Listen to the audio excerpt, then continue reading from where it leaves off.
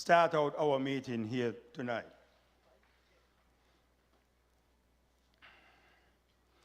People of East Bastille, are you ready? I'm not hearing you, you know. I'm not hearing you. You see, when we are having these meetings, we always like to put God first. Because with God, all things are possible. Could we be standing, or can you please stand for the national anthem?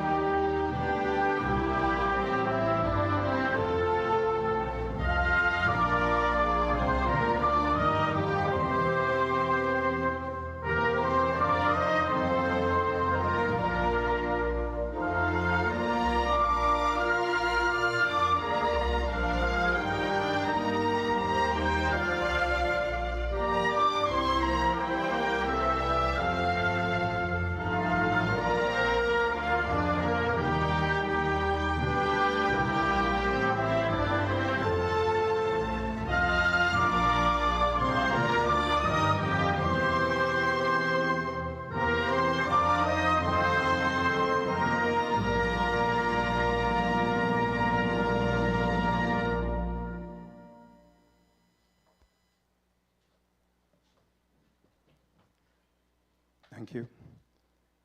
East Bastille, are you ready?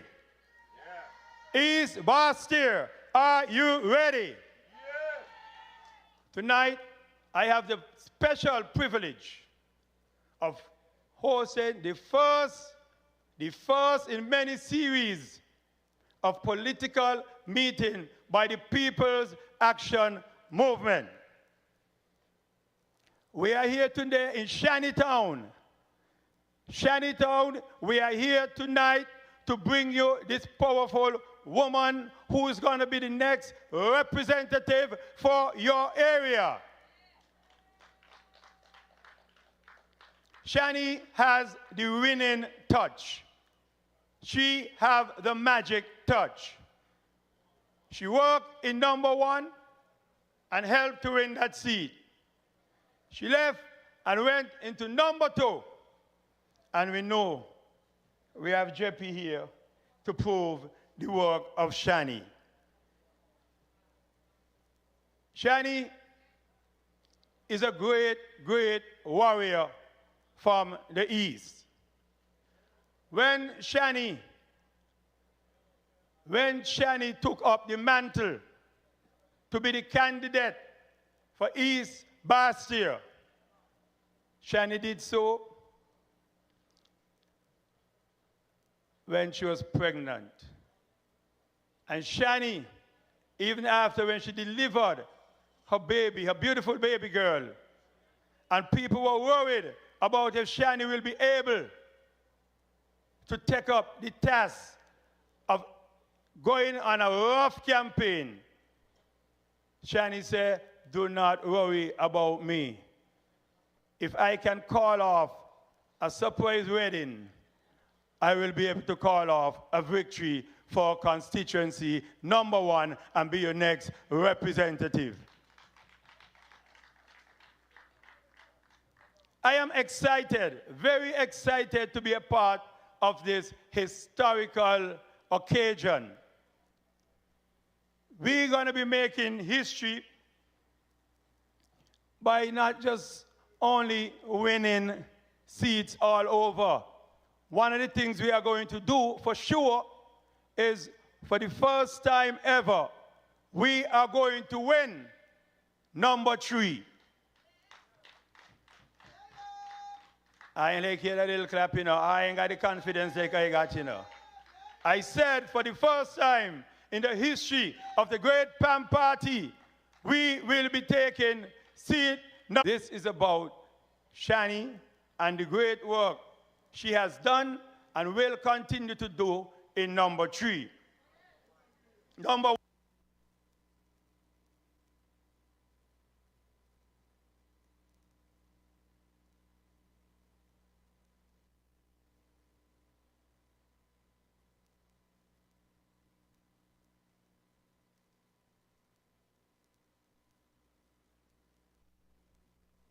one, sorry, man, I say number 3. People who are not worried about pension. People who decided to put government for the next 3 years and make themselves pensionable.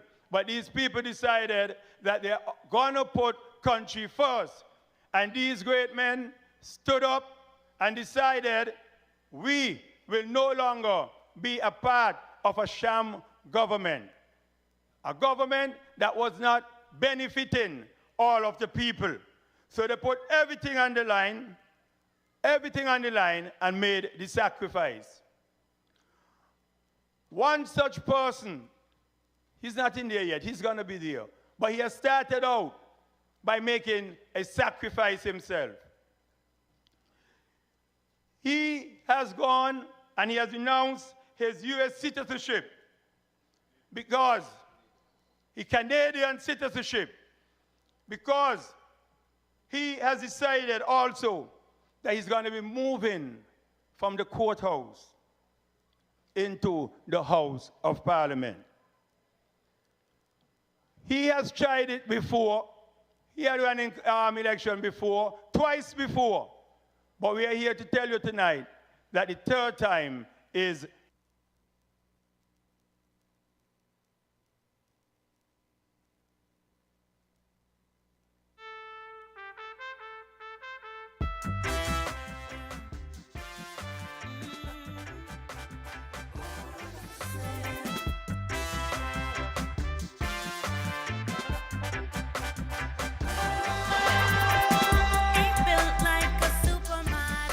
members and friends of the People's Action Movement, good evening. Let me hear you make some noise. Like Milo reading me notes, boy. Milo, how you get me slogan? And me give it to you. I am moving my advocacy from the courthouse to where? The House of Assembly. You're going to get it right.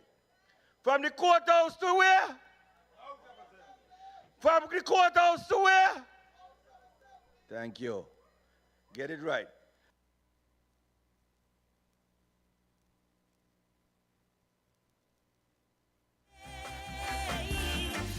I am going to move my advocacy because I don't have to tell you my track record in the courthouse.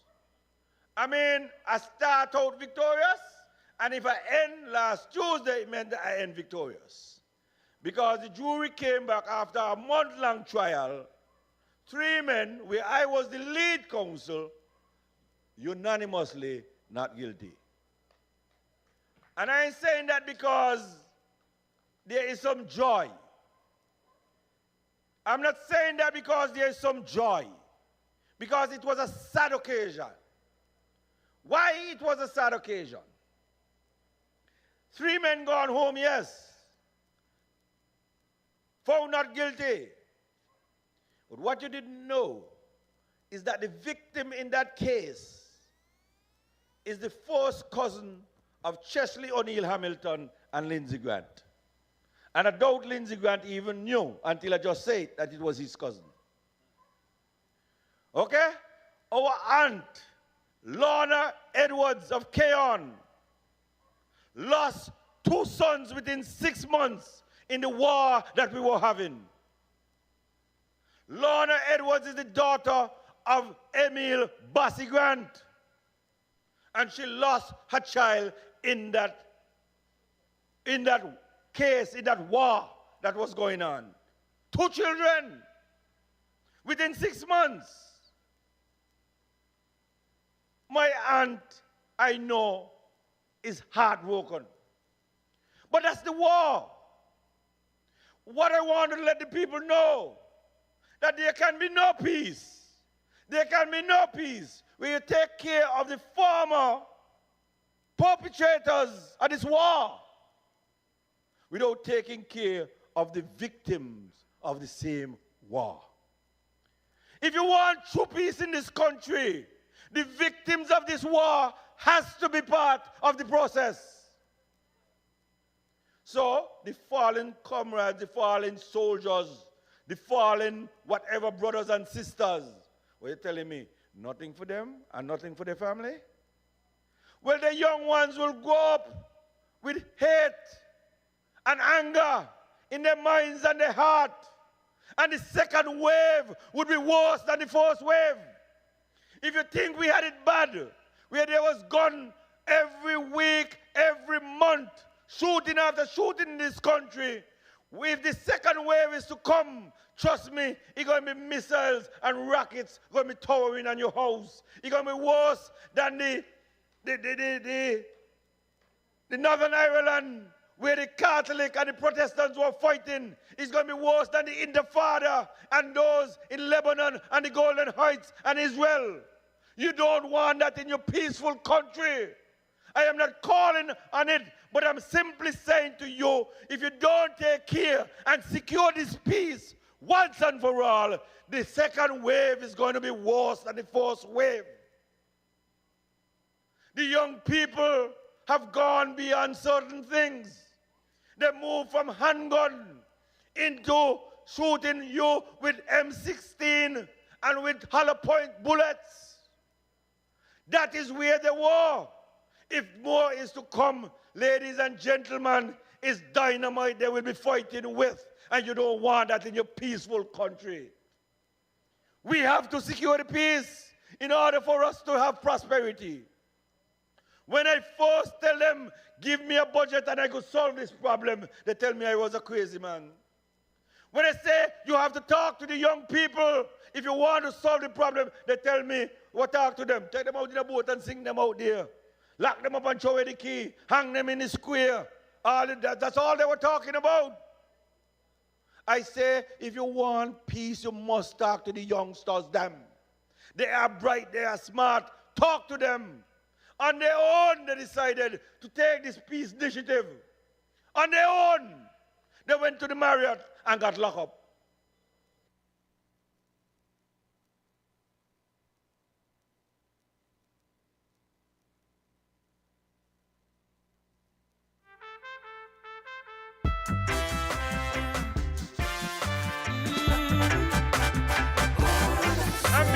A person who worked in the commissioner's office was calling me, Chesley, I can't find my son. When I made my phone calls, her son was locked up. From saying it, you know, locked up in Nevis. I could call names because I don't represent almost all of them. From Sheldon Sword Cannoneer in East Bastille to Para and Omax Bay and all of them, Mach 11, all of them I don't represent in Central Bastille. I don't represent the Seaface and the Ian Liddy and them in West Bastille. I don't represent those Jermaine Woodley and them down in Green Tree Project. I don't represent Shahid Williams and all the Francis and all of them in St. Paul's. I don't represent them in Tabernacle. I don't represent them in Atlas. I don't represent them in Keon. I am telling you, every one of them that is on the road today that people could walk behind trying to buy with 30 pieces of silver, I don't represent. Me, Chesley Barkley, Hamilton, don't represent them. Don't advocate for them. So therefore, no Johnny come lately could go and buy these young men with no 30 pieces of silver. They just come. They just come. And these young men are true to the peace. We have to secure the peace in order for us to have peace and prosperity in this country. We must secure the peace. We must formalize it. We must have truth and reconciliation. We must have truth and reconciliation so we could have healing in our nation. Healing in our nation. Ladies and gentlemen, I just hit the road. Even though I addressed the jury last Thursday. I hit the road on Friday. Monday, this judge was summing up. I had my junior holding for me in court because I was hitting the road in Keyon. And Tuesday, I went to Keys and Connery. Wednesday, I went back to Keyon. Today, I was in St. Peter's up in Oji and up in Stapleton Extension. And therefore, I have been hitting the road going house to house. But I'm a bit heartbroken. Not because people are in a state of uncertainty, not because of people who may want opportunity and feel that they're not getting a fair shake and a fair share.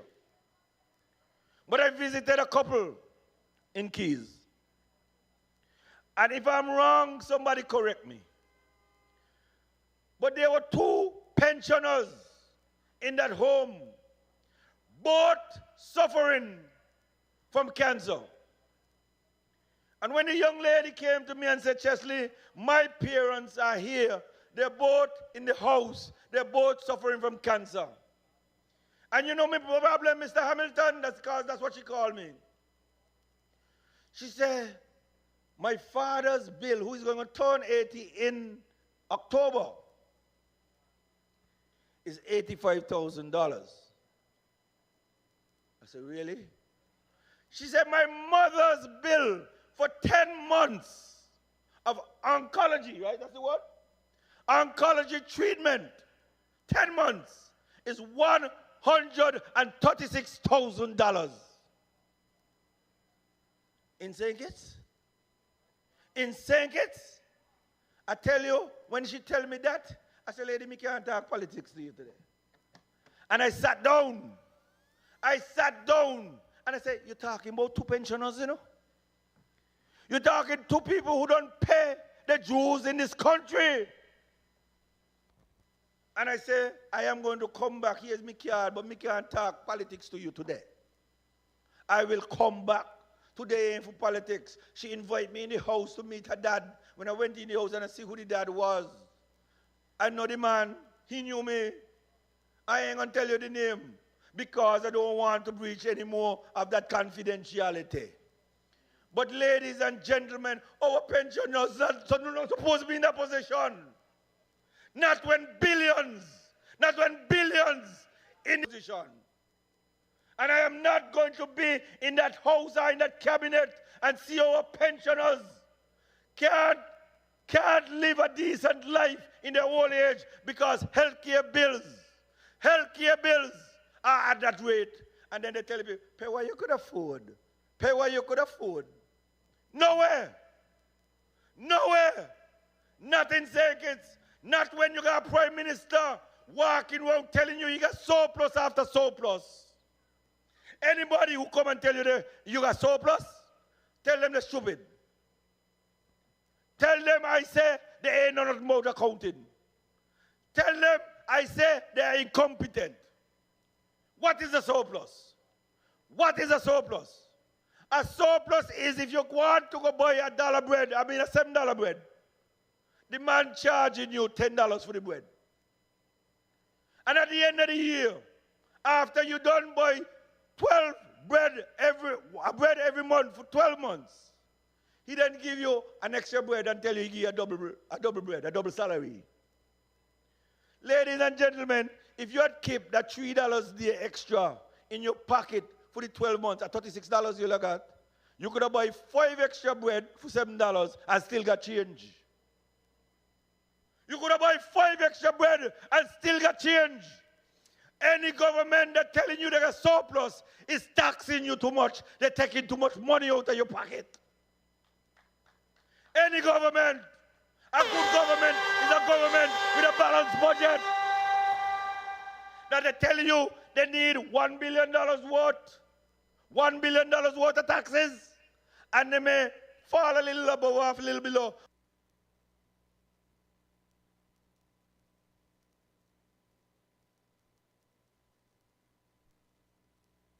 Say, he don't know what he do. Barcalico says that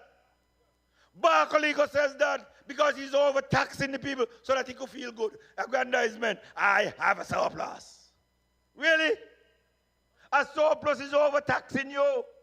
And if he got more money than he needs to run the government, why doesn't he give you back? Why doesn't he?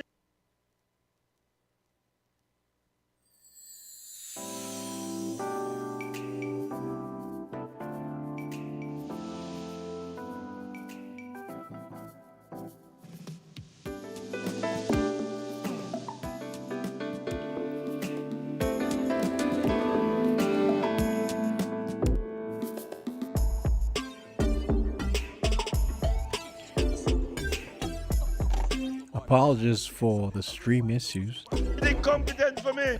Ladies and the students got 12, 10 and 11% loan from Development Bank for student loan. Let me tell you, not a thing to go so.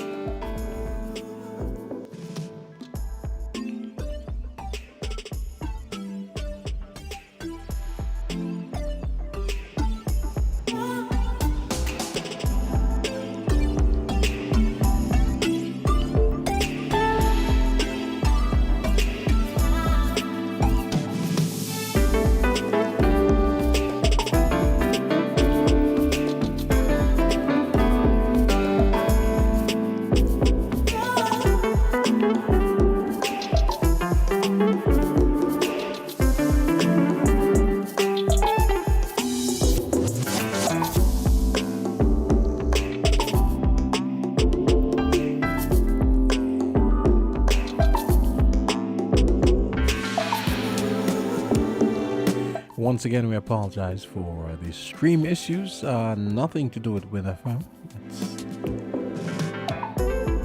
It's clearly some issues on the PAM streaming technicians end. So hopefully we'll be rejoining as soon as it resumes. We're having some buffering issues here. And like I said, no fault of WINNFM.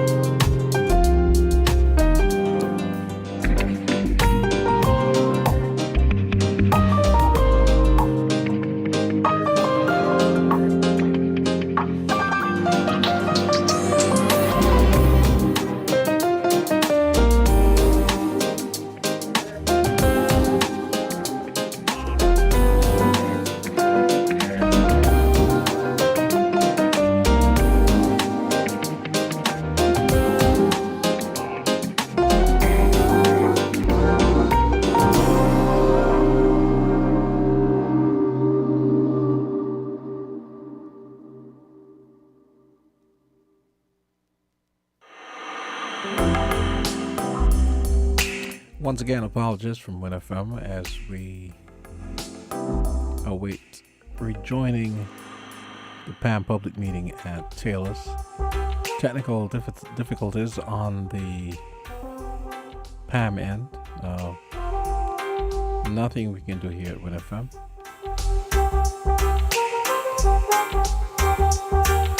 So if anyone's listening on the Taylor's range end, or Taylor's village end, just to let you know that we're standing by, and we're having some buffering issues here which have nothing to do with WINNFM.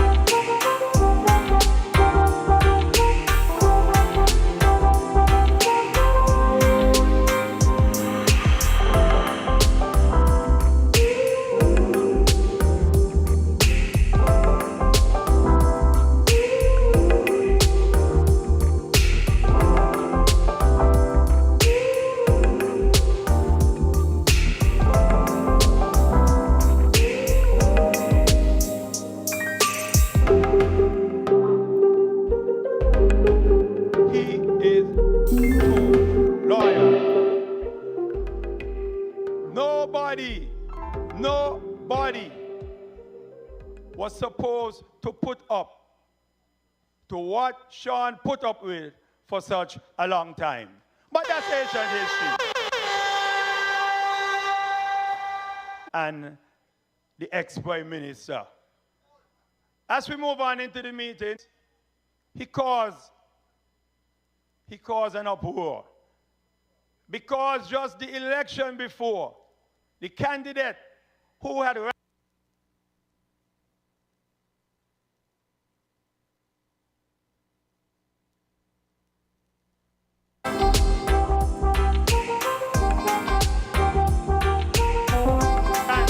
before him, he lost down to the line when it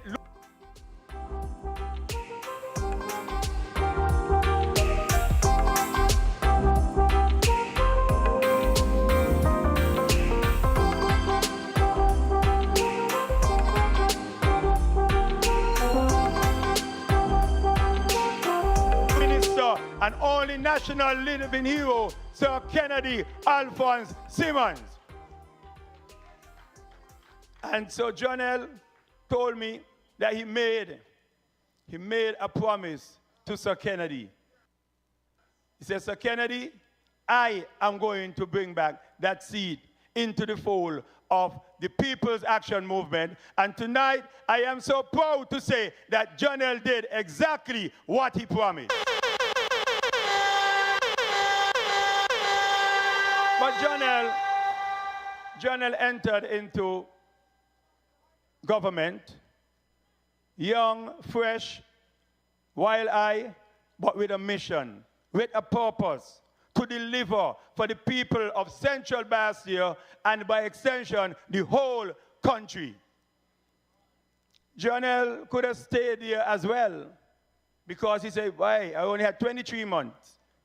But Jonel decided that he was a student, a real student of our motto, country above self. And so Jonel decided, pension be damned. I am going to stand up. I am going to do what's just. I am going to do what's right for the people of St. Kitts and Nevis. And I am going to say, enough is enough. It is time to move away from the wrongful leadership of Timothy Harris and put the country where it's supposed to be, ready for fresh election and for Jonel to return as the victor in number 2. without any further ado, members and friends of the People's Action Movement, please welcome Mr. Jonel Franchet Powell to the microphone.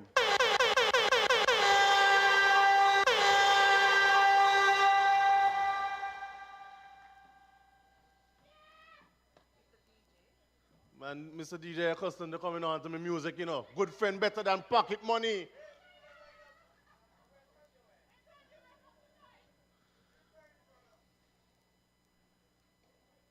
Members and friends of the People's Action Movement, good evening. Warriors from the East, good evening.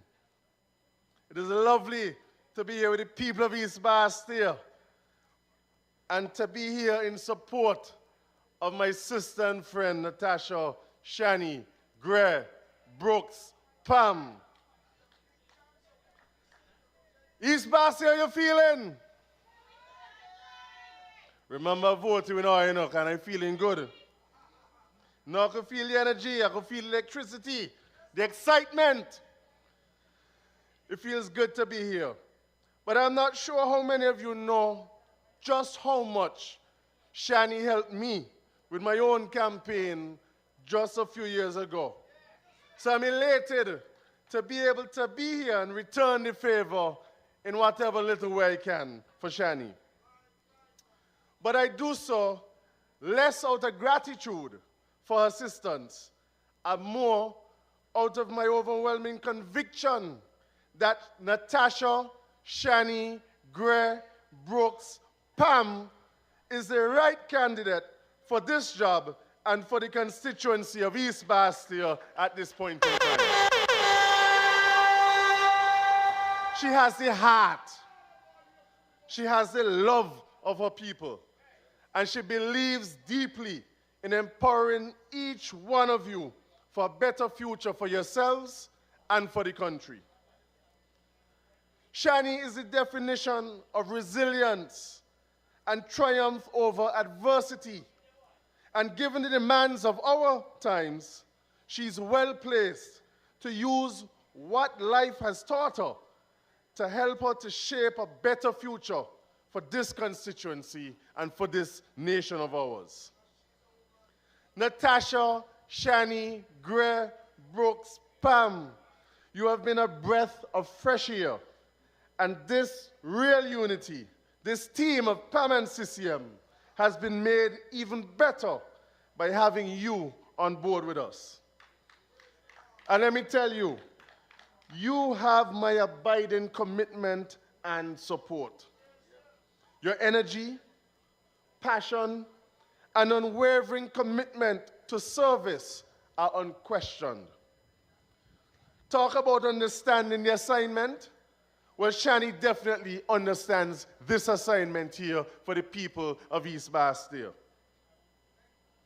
Shani has embraced the mission of the People's Action Movement to bring relief and hope to the people of this great nation.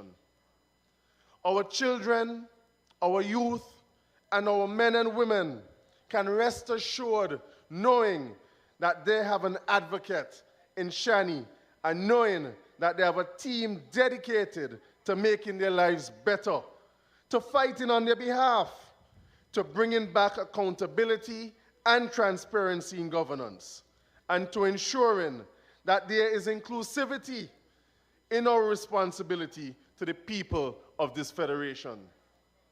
East Bastille, I am counting on you, and I count it as a privilege every time I get the opportunity to stand among the people, mapping out PAM and CCN's vision for this federation, because I am confident that we have shown by our deeds and record in governance that we are a people-centered movement and that we have been keeping the promise that we made to you, the people of this country. We are keeping that promise to always rally close to the people, creating and executing policies that will ensure the betterment and advancement of all people in this country. Just look at our record. And you know, when I talk about record, I want to address just part of my own record. Because I can tell you, I listened to a press conference of the illegitimate government yesterday. And I heard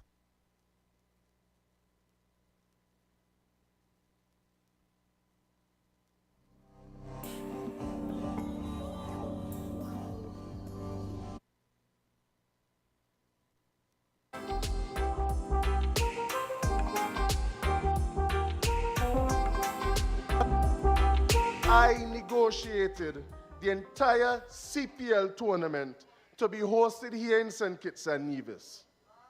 What that meant was that 300 persons stayed and lived in the Marriott Hotel for approximately 5 weeks for the duration of the 31 matches. What this meant was that the Marriott Hotel had to rehire staff.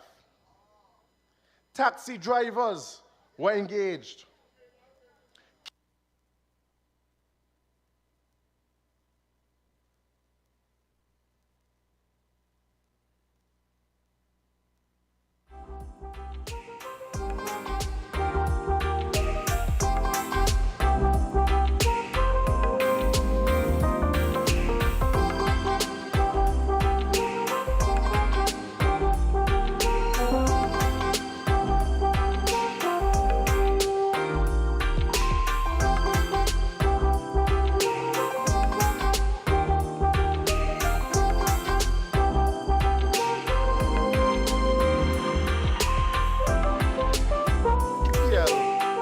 St. Kitts and Nevis for 2022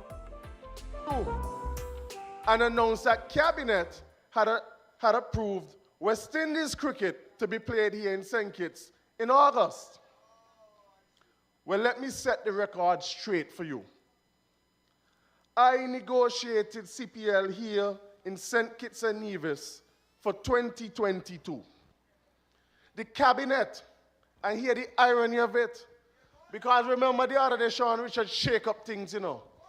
And he talked about how we can't have Cabinet if the Prime Minister not here.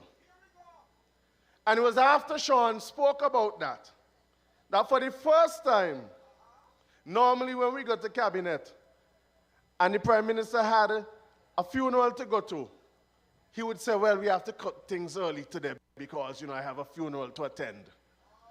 But because Sean talked, on Monday, the 18th of April, the Prime Minister had a funeral, but he ain't cut Cabinet short because Sean lay out the story.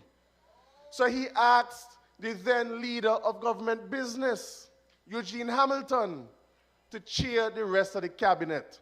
Never happened in the time I was there. Lindsay, I lie? You ever see that happen before in Cabinet? And so, on the 18th of April, Cabinet chaired by Eugene Hamilton approved a submission brought by me for CPL to be played here in St. Kitts in August and September of 2022. So I don't know what Cabinet approved, this illegitimate Cabinet approved the other day. I signed that contract with CPL, me sign it, my signature on it, on the 21st of April.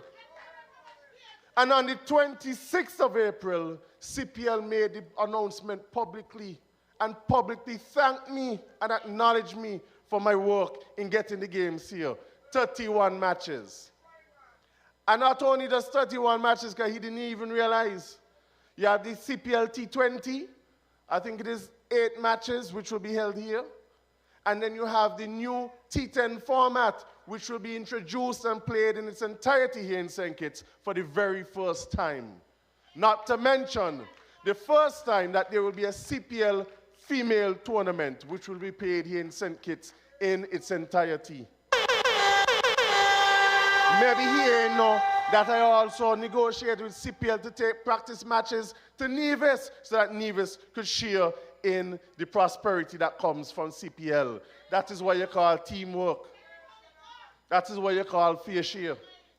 I'm going to go on because I was the one who submitted the bid to West Indies Cricket, or Cricket West Indies as it is now known, since sometime last year, I think it was September, October. I met with Ricky Skerritt and finalized the matches for West Indies versus India to be played here in St. Kitts and Nevis on August weekend, August Monday and Tuesday. But all of a sudden, somebody wake up and see the papers on my desk. He see the papers on my old desk and run with it. And so, ladies and gentlemen, since the 5th of May, West Indies Cricket announced the matches here in St. Kitts and Nevis. So don't let nobody come and fool you. They want to make you feel that in the 3 weeks they're in there, they do things. Well, I can talk the thing now. Because I hear Eugene Hamilton talking about the football stadium in Connery. Well, let me talk about that. The football pavilion for Connery was approved by the cabinet in the first term of Team Unity. The contract was tendered and awarded to a company by the name of Prime Construction, is it? Prime Construction.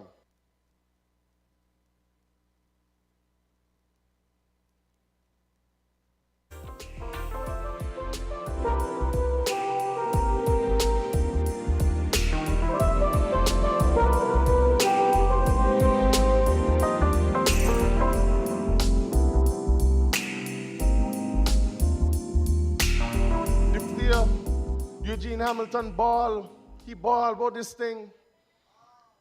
In 2021's, but in the budget for 2021,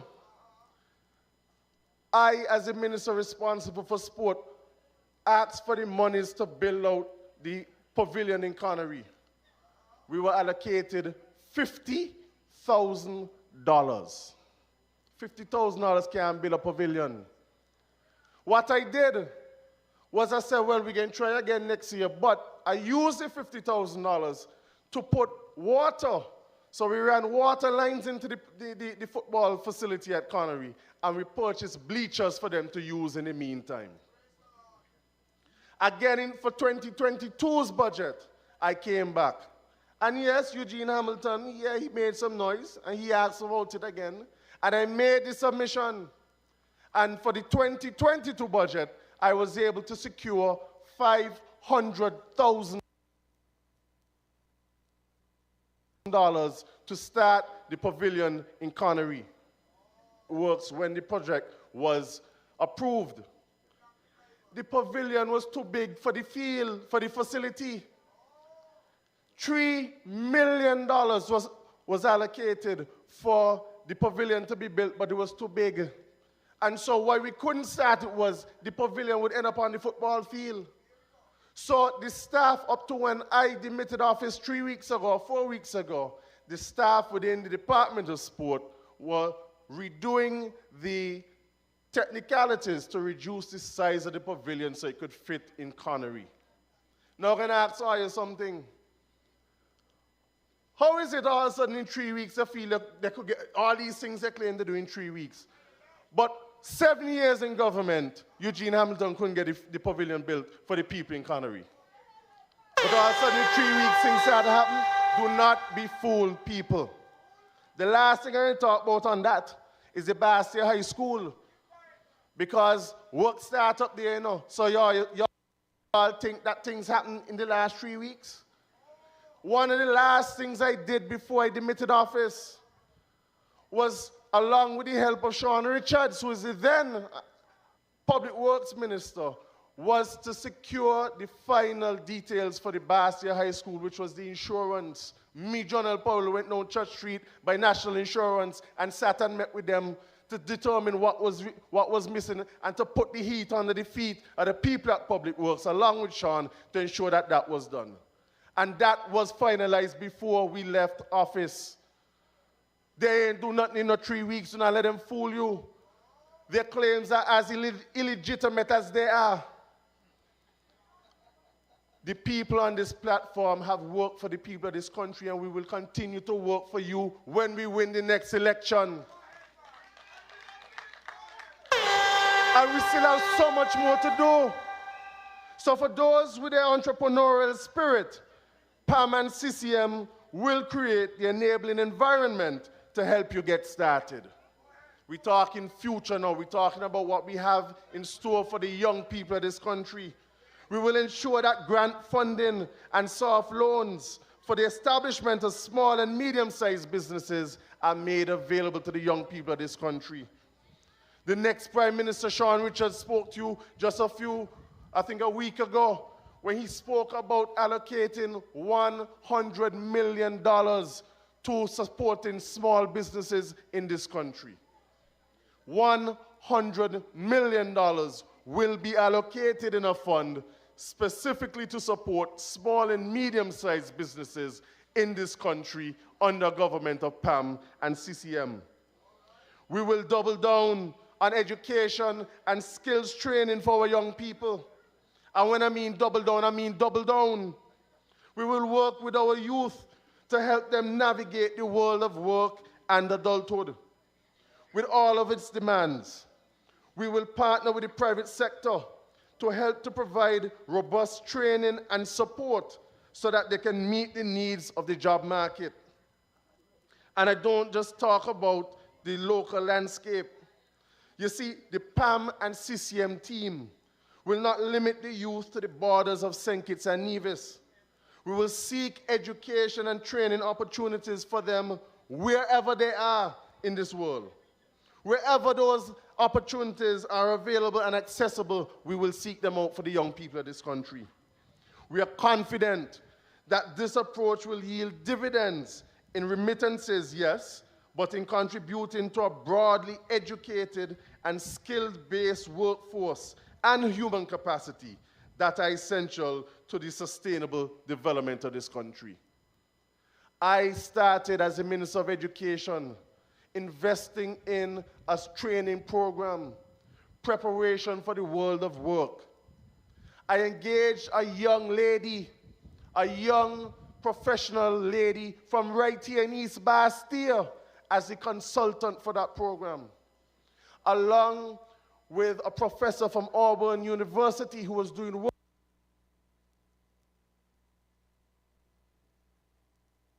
work at the CFBC. They work together to put together trained persons in soft skills training, things like how to dress when you go to work, conflict resolution, how to conduct yourself in an interview, simple things, how to answer the phone, how to conduct yourself in the world of work. I had met with and spoken with Emil Green, the director of STEP, to introduce that program in STEP. The tired call me from down there, Lord Minister, when we get in the program, we were on the verge of engaging civil society to introduce it to them. But it's a shame. Imagine the persons within the Ministry of Finance, led by Timothy Harris, cut the funding to that program. The young lady from East Bastille who engaged as a consultant was engaged on a 6-month contract. After the first 3 months, she couldn't get her money. January, she can't get her money. February, she can't get her money. March, she can't get her money, and we could not continue the program. A young female professional from East Bastille trying to help young people in this country to get training to move forward and better themselves and develop themselves. And that is what they came up against under Timothy Harris. Well, I can tell you that program will continue under the government of PAM and CCM after the next general elections. That young lady from East Bastille will get the opportunity to share her skills and training with the young people.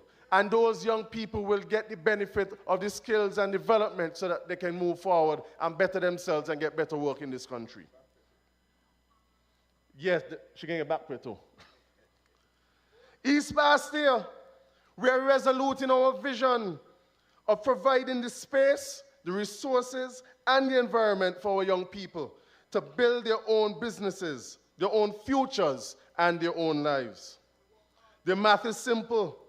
For every young person we empower with a new business, for example, that person in turn will ultimately employ people, providing meaningful jobs and livelihoods, and by extension, contributing to the GDP of our country. For economies of scale such as ours, that model can slash unemployment in less than the time it will take for the government to try to do things the old way. And with technological investment, we are birthing a society in which the limits only exist in our imagination. The sky is the limit for our young people under government of PAM and CCM. Again, examine our record. Our STEP program, for example, look at where we have taken it, and we will expand its reach to ensure that more and more citizens can access this catapult program, as I like to call it. Hundreds of our young people have catapulted into the world of work through this program. But we are not sending them in unprepared or just placing them for placement's sake. This is not about free money. No, they're getting the necessary training and support to ensure a smoother transition, and that they also receive a stipend for their work to help meet their daily needs. The STEP program has contributed to the social and economic fabric of this country, providing employment opportunities for hundreds of people, thus improving not only their quality of life, but that of their families as well. Again, I said to you, East Bastia, examine our record. Examine what PAM-inspired policies have done in shaping the social and economic core of this nation in the past few decades, and even more recently, in the last 7 years. Lindsay could tell you, for example, what we have done to empower young people in the tourism industry, and that is only just one area. Under our provision of microfinancing for small entrepreneurs, any young person with a viable idea can access funding to build their dreams and to secure financial independence. That is why when we form the next government of this country, and very soon, we are prioritizing entrepreneurship as one of the pillars for serious investment to help fast-track the development and expansion of our services sector. Tourism, entertainment, creativity, the possibilities are real. Keeping the promise, this is what it means. Keeping the promise.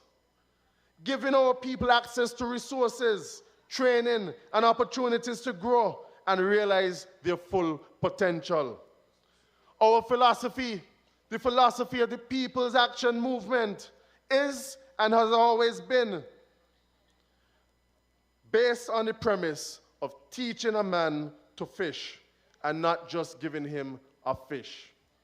For once you teach a man to fish, he can feed himself and his family for a lifetime. The People's Action Movement is not about handouts. We're about a hand up.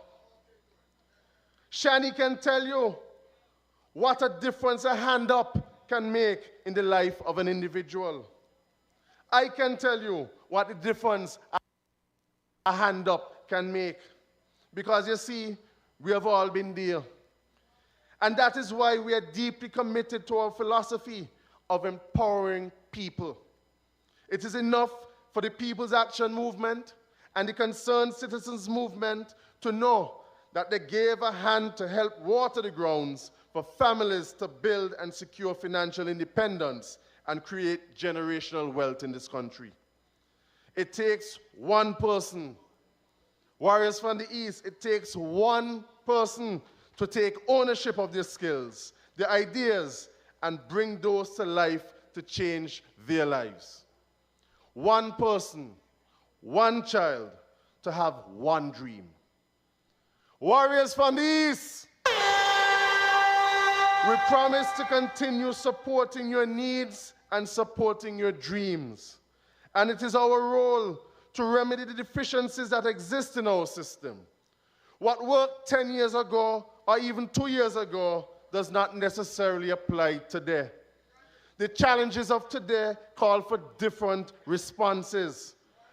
We have said it time and time again on this campaign that this present government and governance structure continue to fall short to really touch the lives of the people who need it most. This is why we are here this evening and every day speaking to you, hearing from you, engaging you. We know that there is an urgency of now that must inform our work and our purpose. There's an urgency of now that must bring relief to the people. There's an urgency of now that must ensure that resources reach the village and the suburbs, the rich and the poor, the old and the young, the men and the women in an equitable manner. There's an urgency of now, my people, that must ensure that each man can dream and have access to this country according to his needs and his imagination, or her imagination. There's a fierce urgency of now that calls for intervention for our young people, or else we render our work and our future futile. So as we come to you seeking your vote, we do so on our record and our promise of being committed to fixing the flaws of our central government and to making government work for all of the people. We are a nation of just over 50,000 people. Again, the maths is simple. Heart and will are all it takes. A heart for the people and a will to make people's lives better. That is PAM. That is CCM. That is our mission. And any good and strong-willed mission starts with honesty and inclusivity. So East Bastille, warriors from the East, Natasha, Shani, Gray, Brooks, Pam, and this People's Action Movement team come to you this evening with honesty, with a promise of inclusivity, and with a heart focused on you. And as we prepare for the upcoming elections, I simply ask that you examine and interrogate us, pound for pound. Take us on our merit for fighting for more for you. And when you do so, I know that you, the constituents of East Bastille, will bring this seat home for Shani Gray Brooks Pam and colleagues in the People's Action Movement.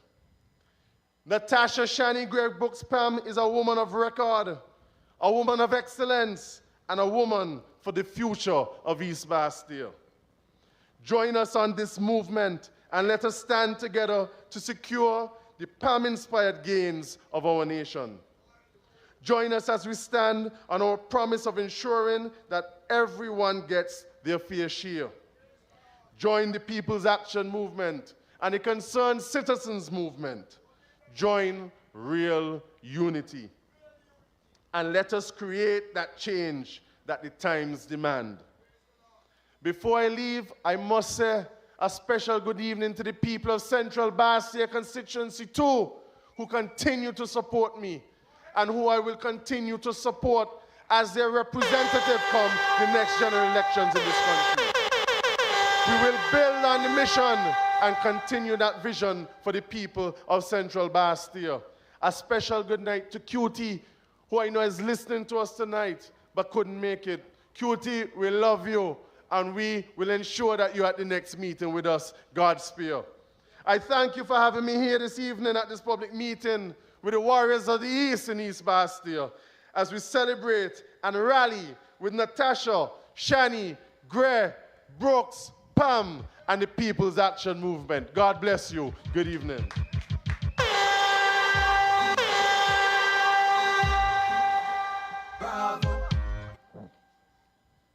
Put Put your hands together one more time for the representative of constituency number 2, Jonelle Franchette Powell.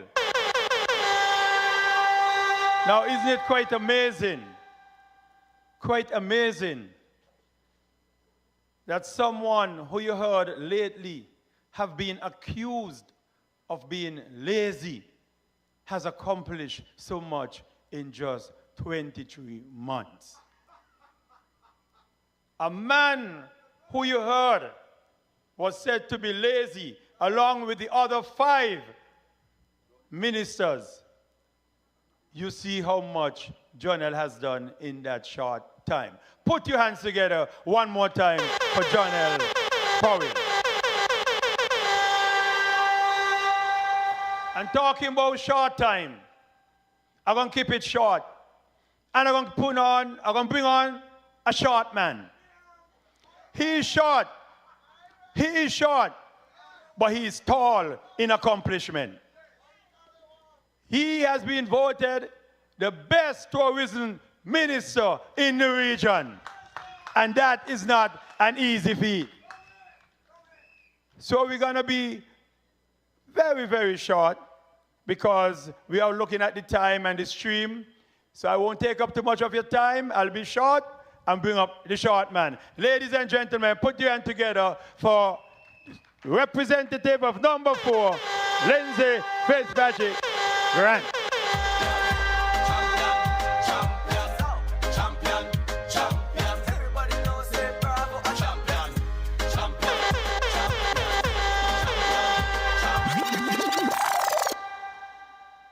Members, friends, supporters, well-wishers of the People's Action Movement, a pleasant good evening.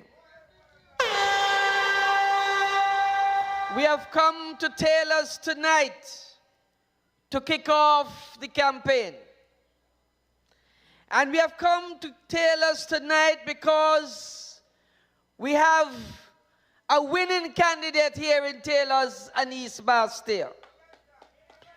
We have a winning candidate in Natasha Shani Gray Brooks PAM. We have brought to East Bastille a serious candidate in Natasha Shani Gray Brooks PAM.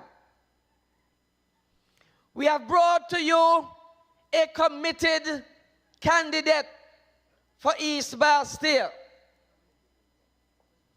We have brought to you in East Bastille a dedicated candidate in Natasha. You've seen her works, not just from now. You've seen her works over the years. Candidate in Natasha, who cares about the people of East Bastille. And we know that whenever the election comes, East Bastille is going to have in the parliament Natasha Shani Gray Brooks PAM. But the time is short tonight, so I want to press on. But just to tell you, tonight is Natasha's night. But you have seen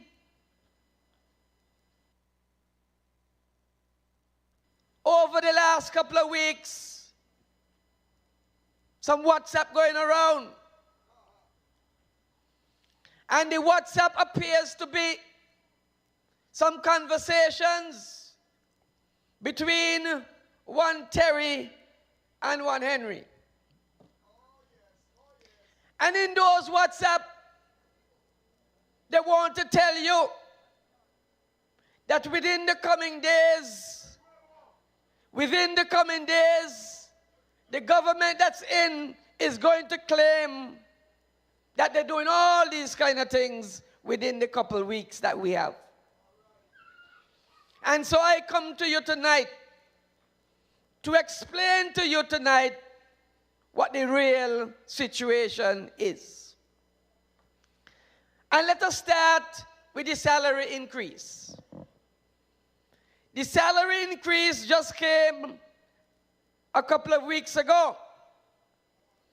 And the gentleman wants to claim that it is he and the new cabinet of mostly made up of non-elected people are the ones who had given the civil servants the salary increase.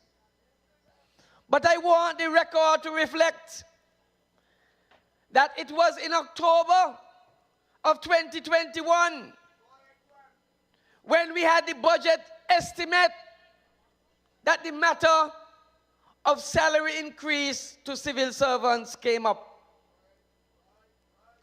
In that budget estimate, we decided that civil servants for their very hard work would get an increase. When December came and we went into Parliament, the money was allotted in the budget already since December for the salary increase. Well, if all that happened in October and all that happened in December and the money was put in the budget since December, how come in man can come now and talk about his salary increase?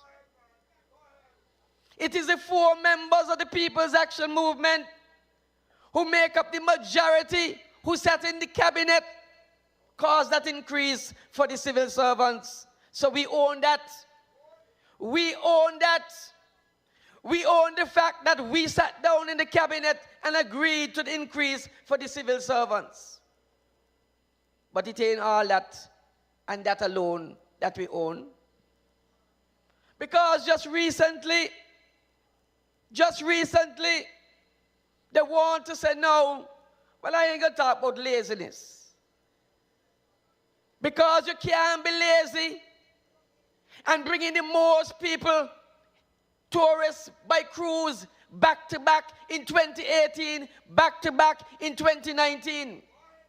You can't be lazy by doing that. You can't be lazy to bring the most people via air ever in the history of this country, 163,000 people. You can't be lazy. But I can leave that aside. Tonight is a quick side. Let's talk about the desalination. Because all of a sudden, those who couldn't give water to Kayan for 7 years, all of a sudden feel that Kayan can get water. But I want to go to the real issue about the people in Kayan who need water. Because since 2019, and I want to get my things straight, since 2019, there was an agreement as part of a region-wide agreement with the government of the UAE to bring $50 million worth of investment into the Caribbean, in the Bahamas, in Barbados, in St. Vincent and the Grenadines. What was St. Kitts and Nevis going to get? Since 2019, and in 2019, remember who was the Minister of Public Infrastructure and Works? The government of the UAE said they would give St. Kitts and Nevis 2 desalination plants. 2 desalination plants. 1 for St. Kitts and 1 for Nevis. I understand that now they want to say that they bring in desalination plant here. But I want you to understand that it is because of Sean Richards who moved the process along. In fact, in November of 2019, as I told you, the thing started. This is what, 2022? Nothing had been done between there. Nothing else happened.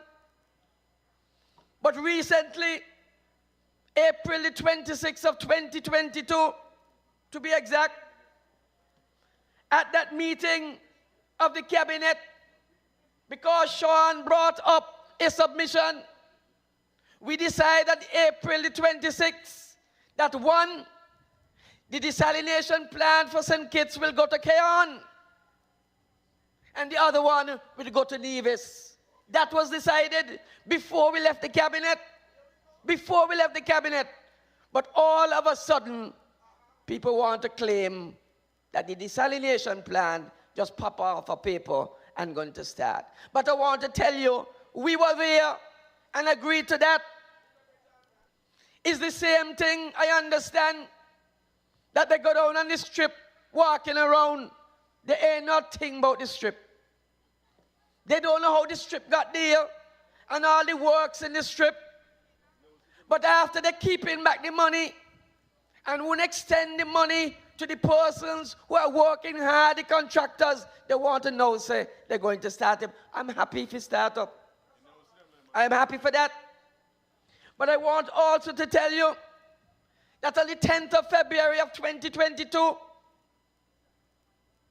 10th of February 2022, the notes went to the Attorney General's chambers for them to look and make sure that the I's were dotted and the T's were crossed in terms of the desalination project.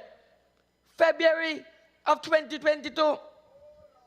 So how come if that went to the AG's chambers for finalization in February of 2022, they want to come now and say that is them? But you know the games is pure games they're playing. All of a sudden, I understand that the roof program start again. Really? All of a sudden, the roof program start again. All of a sudden, people could get on the PAP. When they're fighting to get on the PAP, for months now, you can't get on the PAP. But all of a sudden, what the Calypsonian in Trinidad and say? Election come in. So all kind of things happening now. So I want to tell you that implementation of the desalination plant needed one last thing. The one last thing it needed is that the UAE government said that we had to do some works before they would give the okay to get the plant here. That works was going to cost something in excess of $500,000. And because it was not in the budget, it came to cabinet for an agreement, which this cabinet that we were in agreed to. But you see, they're talking about is them. So I want you to be clear on what is happening. Jonelle dealt with the Bastille High School. How they want to take credit for that now, when they very well knew, and they very well know, that the only thing to be sorted out, which we sorted out before we left the cabinet, was the insurance matter. And they know that too. I want next to go to a matter. The matter of the 67 people working at SCASPA and the board. You very well know that very recently, the new minister responsible for the port, Wendy Phipps, she removed 3 directors from the port. She removed 3 directors from the port, including the chairman of the port, and she installed 3 other people, including a new chairman. That's fine. It's within her prerogative to do that. But I want to tell you, I want to ask you a question. Do you think that these kind of things are supposed to be happening after an election has been announced and more than 45, just about 45 days into a next election? You think these kind of things should be happening? Ask yourself that question. Till Parliament dissolves, sorry. But I also want to ask you a question. I'll tell you something. Because she removed 3 directors, but do you know 3 directors just resigned too? She removed 3 directors, and 3 others decide, I'm not going to call their name, you'll probably hear about them, but 3 others decide, well, that ain't how things are supposed to go, so we resigned. So in fact, she's running SCASPA without the correct numbers of directors that's required. But that's their problem to sort out. It's just to show you how they are.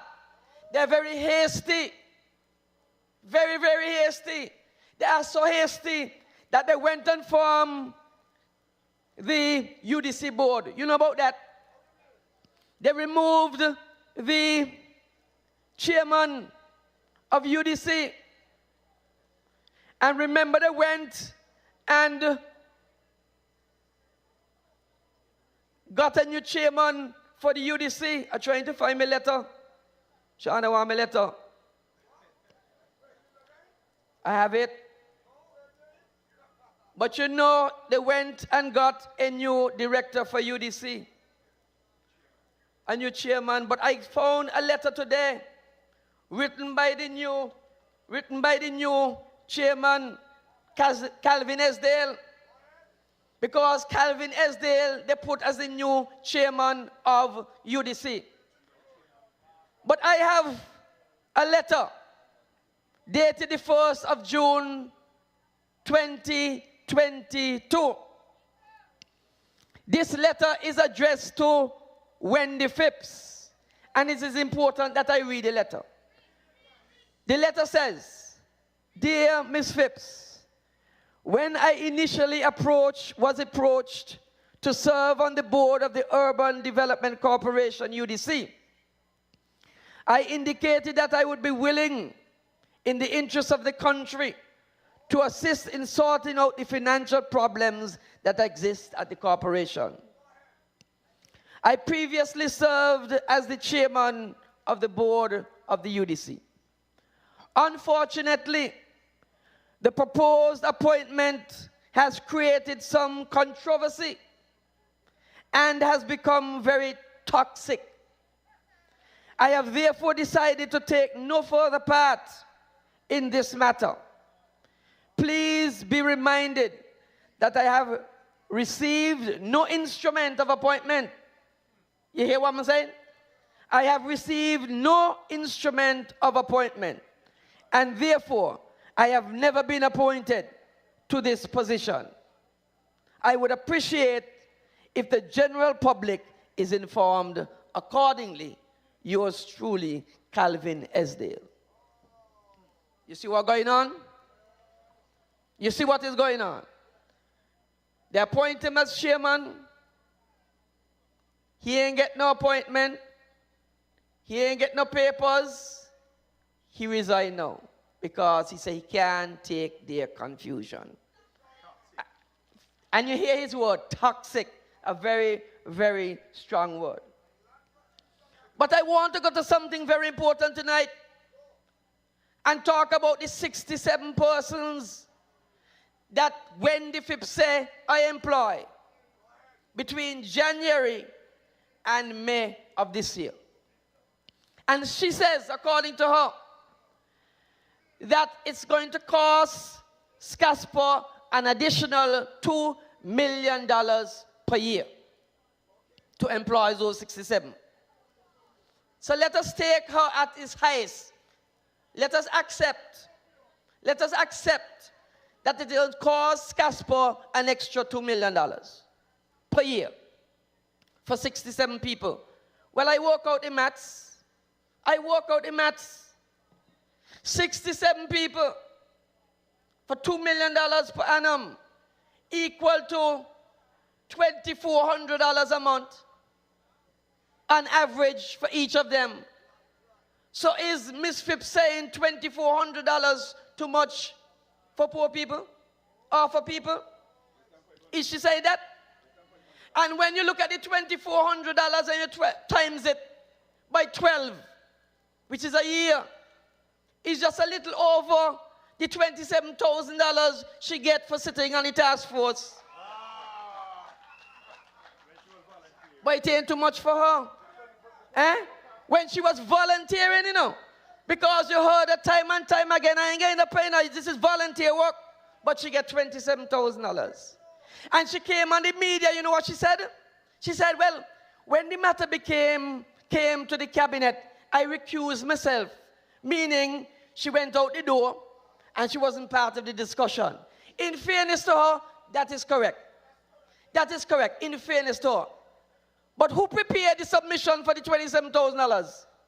Wendy Phipps. She prepared the submission, sent it to the cabinet, went out the door to excuse herself, but she prepared the document for the $27,000 that she won. You say it because it's true. So I want to ask Wendy Phipps a few questions this evening. Is she saying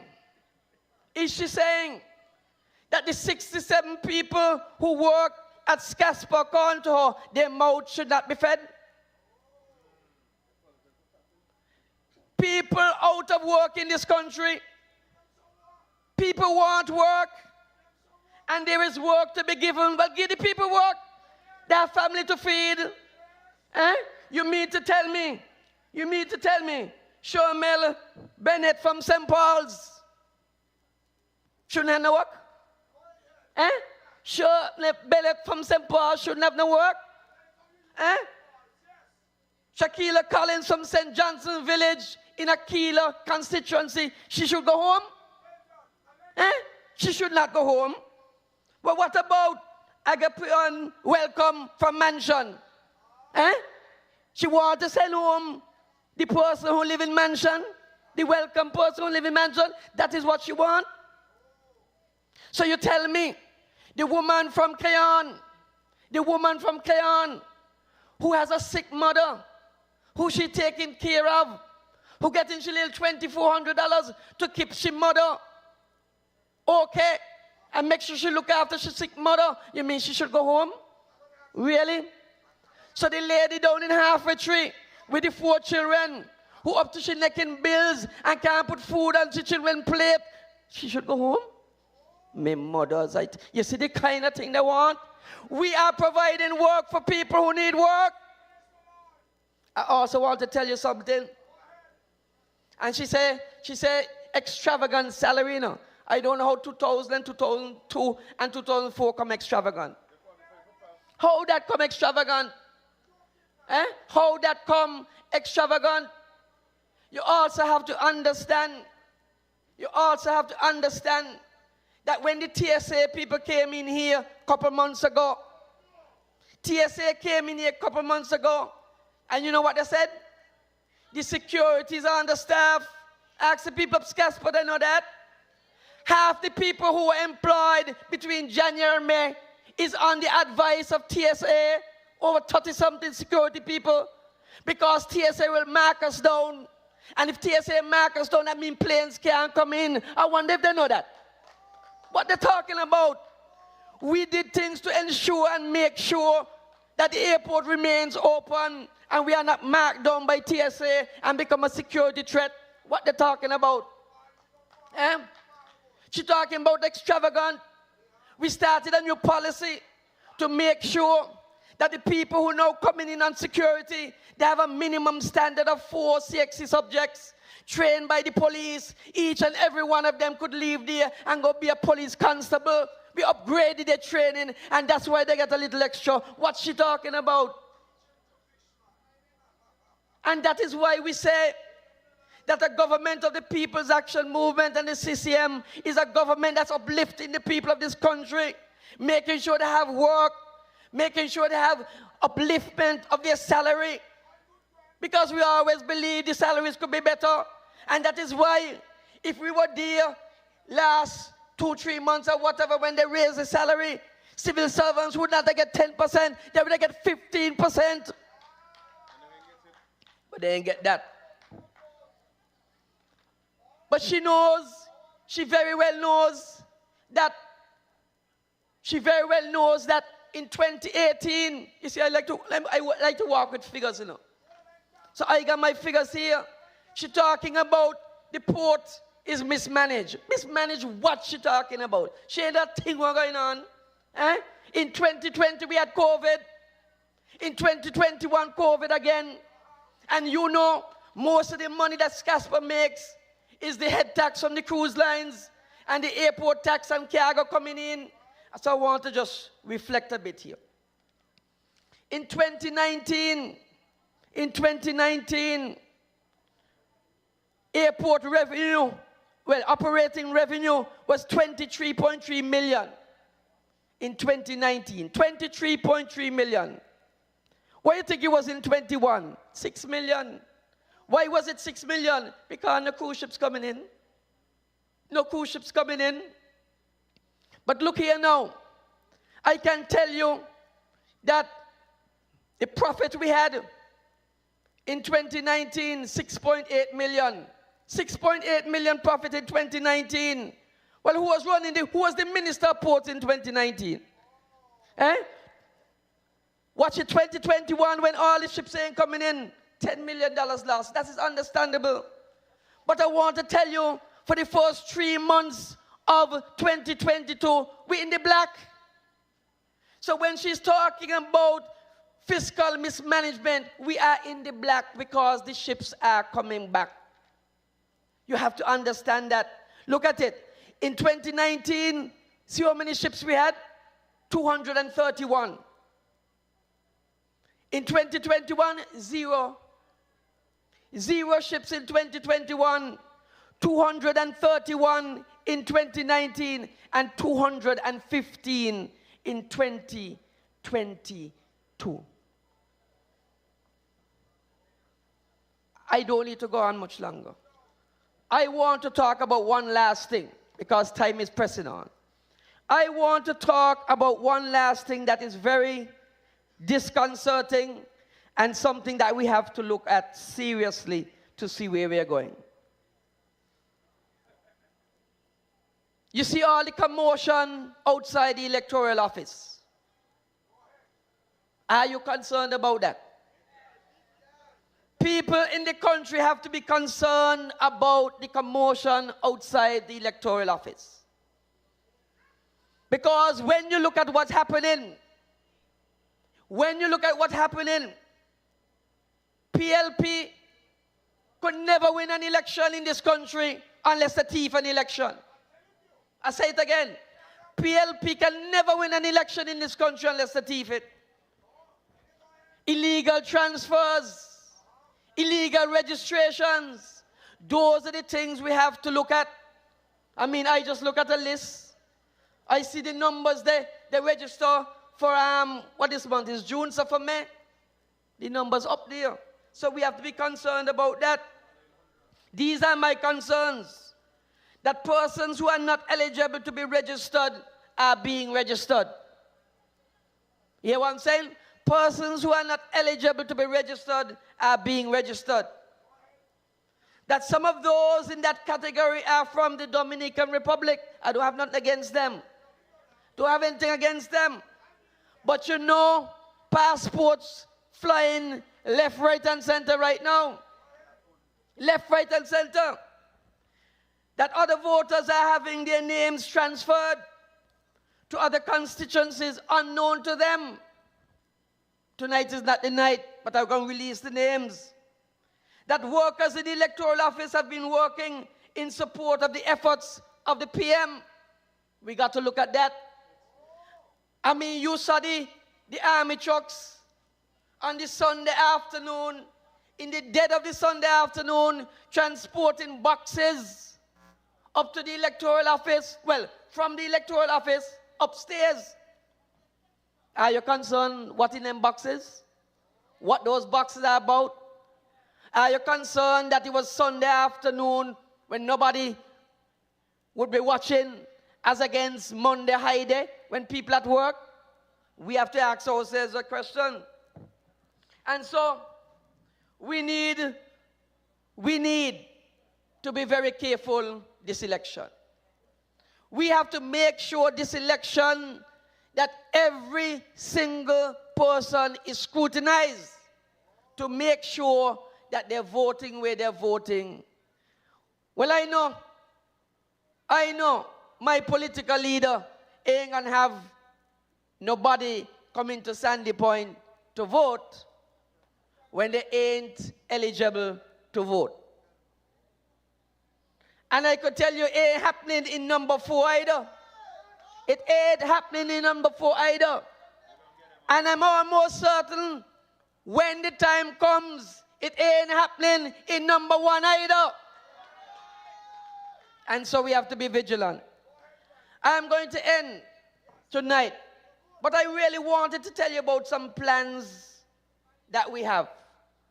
But I can't talk about it tonight because I wanted to tell you about the brand new fire station and police station for my constituency number 4.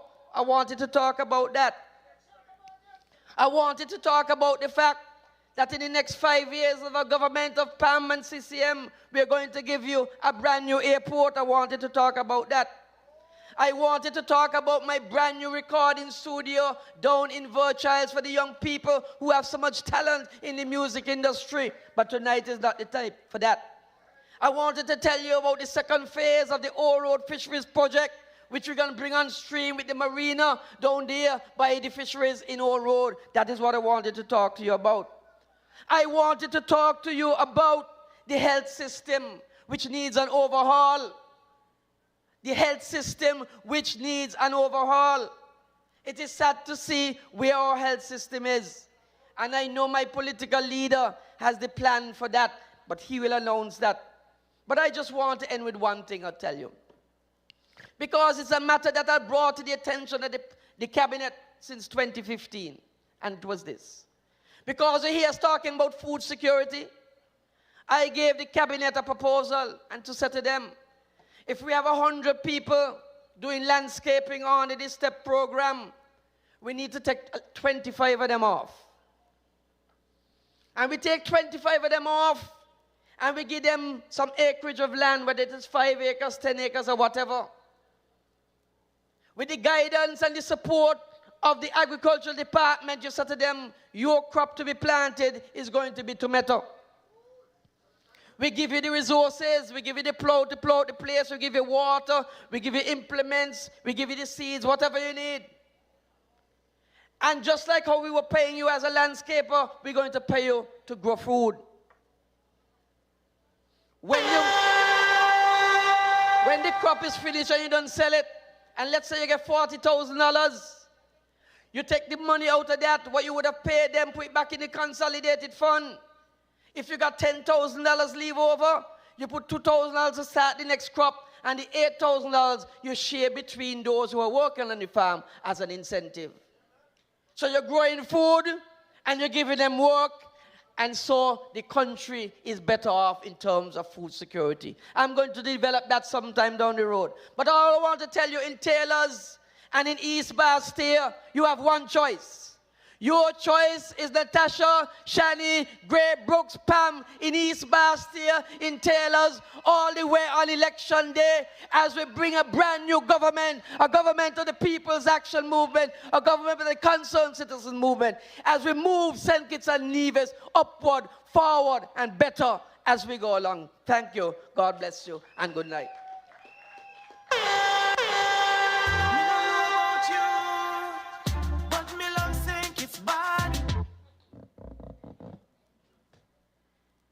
You see what I told you?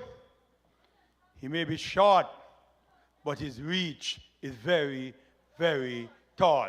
Put your hands together one more time for the representative of constituency number 4, Lindsay Grant. Now I hear Lindsay talking a lot of things about the port, you know. And I behind there and I bending down my head. Because Lindsay don't get fired, you know. And he ain't gonna make me get fired from the port. Because right now I am on holidays. But they might put me on holiday months or holiday years. So I said, Lindsay sound good, but I'm going to look down and see what color my shoes be. Because I ain't looking up. Right? You know what is so funny? Today in a little meeting, I said, you know, I thinking about something. And I said, you know, what do you all think about this? And as soon as I started talking, Lindsay said, no, Milo, hush. You going in my head. You pulling that there out of my head. I talk about that since 2015. And nobody studied me. And when I look at it, I said, wow. That's when I know that I am with the right team and the right people. Because, see, I just come, the newest person in there, and I had this idea in my head. And Lindsay said to me, no, I had that idea since 2015. All I could have said is, wow. Wow, Lindsay and I have never discussed this thing, never did. And it was pretty amazing to me that Lindsay told me what I just came up with and believe that I is a big man coming up with a big idea. The short man had a long idea from a long time ago. East Bastier. I want to ask you a question, East Bastier. Are you ready for her? East Bastier, are you ready for her? Are you ready for your next parliamentary representative? East Bastier, I want you to join me and the rest of this team in welcoming to the podium our phenomenal woman, a woman of determination, a woman of grace, a woman that stares fear in the face and said, move out of my way. A woman who never says never. My kind of person, your kind of person, your next representative. Ladies and gentlemen, warriors of the East, put your hands together, stamp your feet, and welcome to the podium your next representative, Shani Gray Brooks. PAM!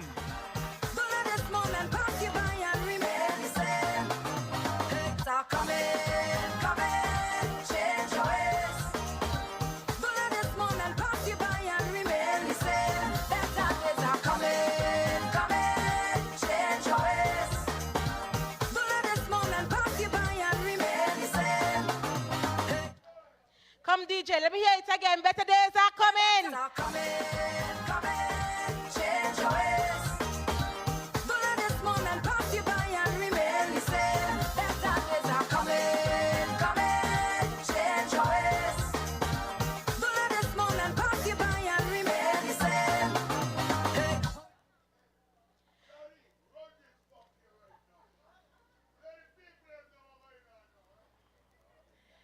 Members and friends of the People's Action Movement,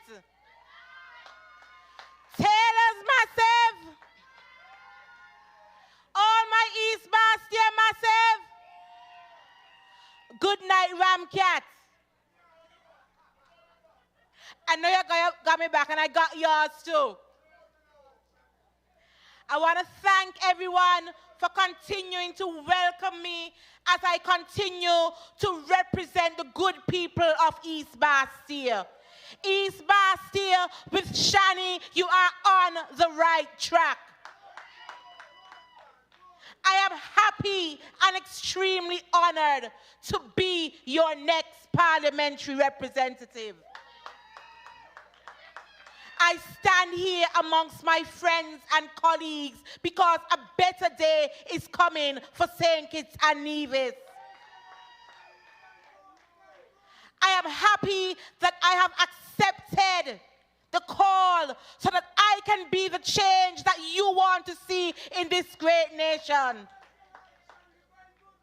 This evening's public meeting in my constituency, because this is my constituency. And my presence here in the political arena, it signifies the kind of life that I want my son and my daughter to live in this great federation. I want to thank my political leader and the next Prime Minister of this great federation. Give him a round of applause because I want to thank him for giving action to my intentions and accepting me on board to help the great people of this nation and to help me, to help this team to forge the agenda forward of the People's Action Movement. We are forging ahead with real unity. We are forging ahead with national development because we are all about putting people first. Sean, your unwavering support and wisdom has been invaluable to my growth and the development as a politician. I say thank you, thank you, thank you. This evening, though, what I want my people to know is about your humility and the way you model good leadership. You are not afraid to empower others. You are not afraid of being challenged. I remember during the first term of Team Unity, I would call on my leader and he would do some of the things that my representative should have done for me here in East Bastille. My leader from constituency number 5 fought my cause whilst I was here in constituency number 1.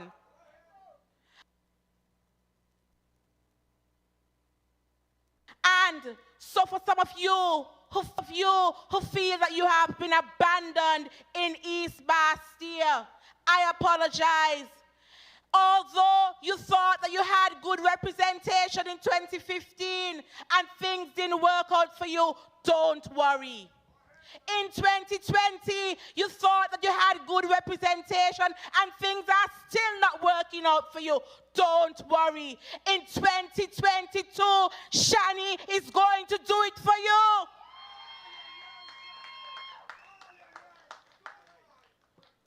When I envision the St. Kitts and Nevis that I want my 2-month-old daughter to grow up in and my grown son to live in, I know that with Sean Richards at the helm, St. Kitts and Nevis would be at a better place.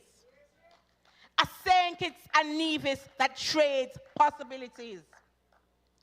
A St. Kitts and Nevis that we will all be proud to live in.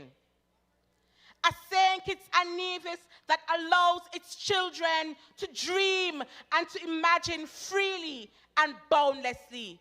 There are no bounds with a PAM CCM administration. Your dreams can be realized. So people here in Taylors, your opportunities will be facing you and you should embrace them. Fayez Palette, when you want your artistry store to expand, when you want your makeup to be done, Fayez Palette would be expanding because we will give people in Taylors opportunity. People like Weber for Tasty Delights will be getting opportunities. People like Pakal will be getting opportunities. Taylors, you would not be left behind with Shani as your next parliamentary representative. East Bastille includes everybody. And I know for some time the people of Taylors have felt abandoned. But don't worry, because I, Natasha Shani Gray Brooks, include all areas of my constituency and would not leave you behind. I believe with everything in me that the St. Kitts and Nevis will begin to be I believe with everything in me that this is the St. Kitts and Nevis we will begin to realize on election day in 2022. Thank you, Sean. I want to thank you for your modeling servant leadership, and thanks to all my colleagues who are on this journey for a better day and a brighter day in this great nation. Again, I turn to you, my people, the supporters who have supported my journey. Thank you for embracing me and accepting me, because I am one of your own. I am a part of you.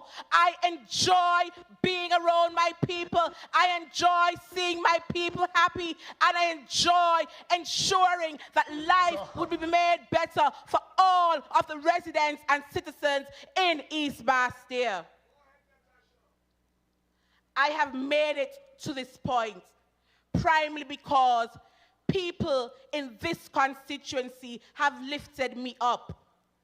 Not only now as I have entered politics. You stood with this clueless and hopeless young lady as a teenage mother when I had no idea what I had gotten into. You stood by me when the odds were stacked against me, knowing I had a misstep, but mindful that I lived in an unforgiving society.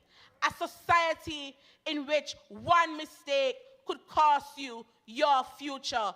But I have not given up. You have lifted me up, and look at where I am today, and I want to help you to reach that brighter day. You stood by me from pregnancy to pick me. I now have an adult son. And now that I have a baby, a 2-month baby, I am balancing mothering my baby with ensuring the lives of my constituents is better off.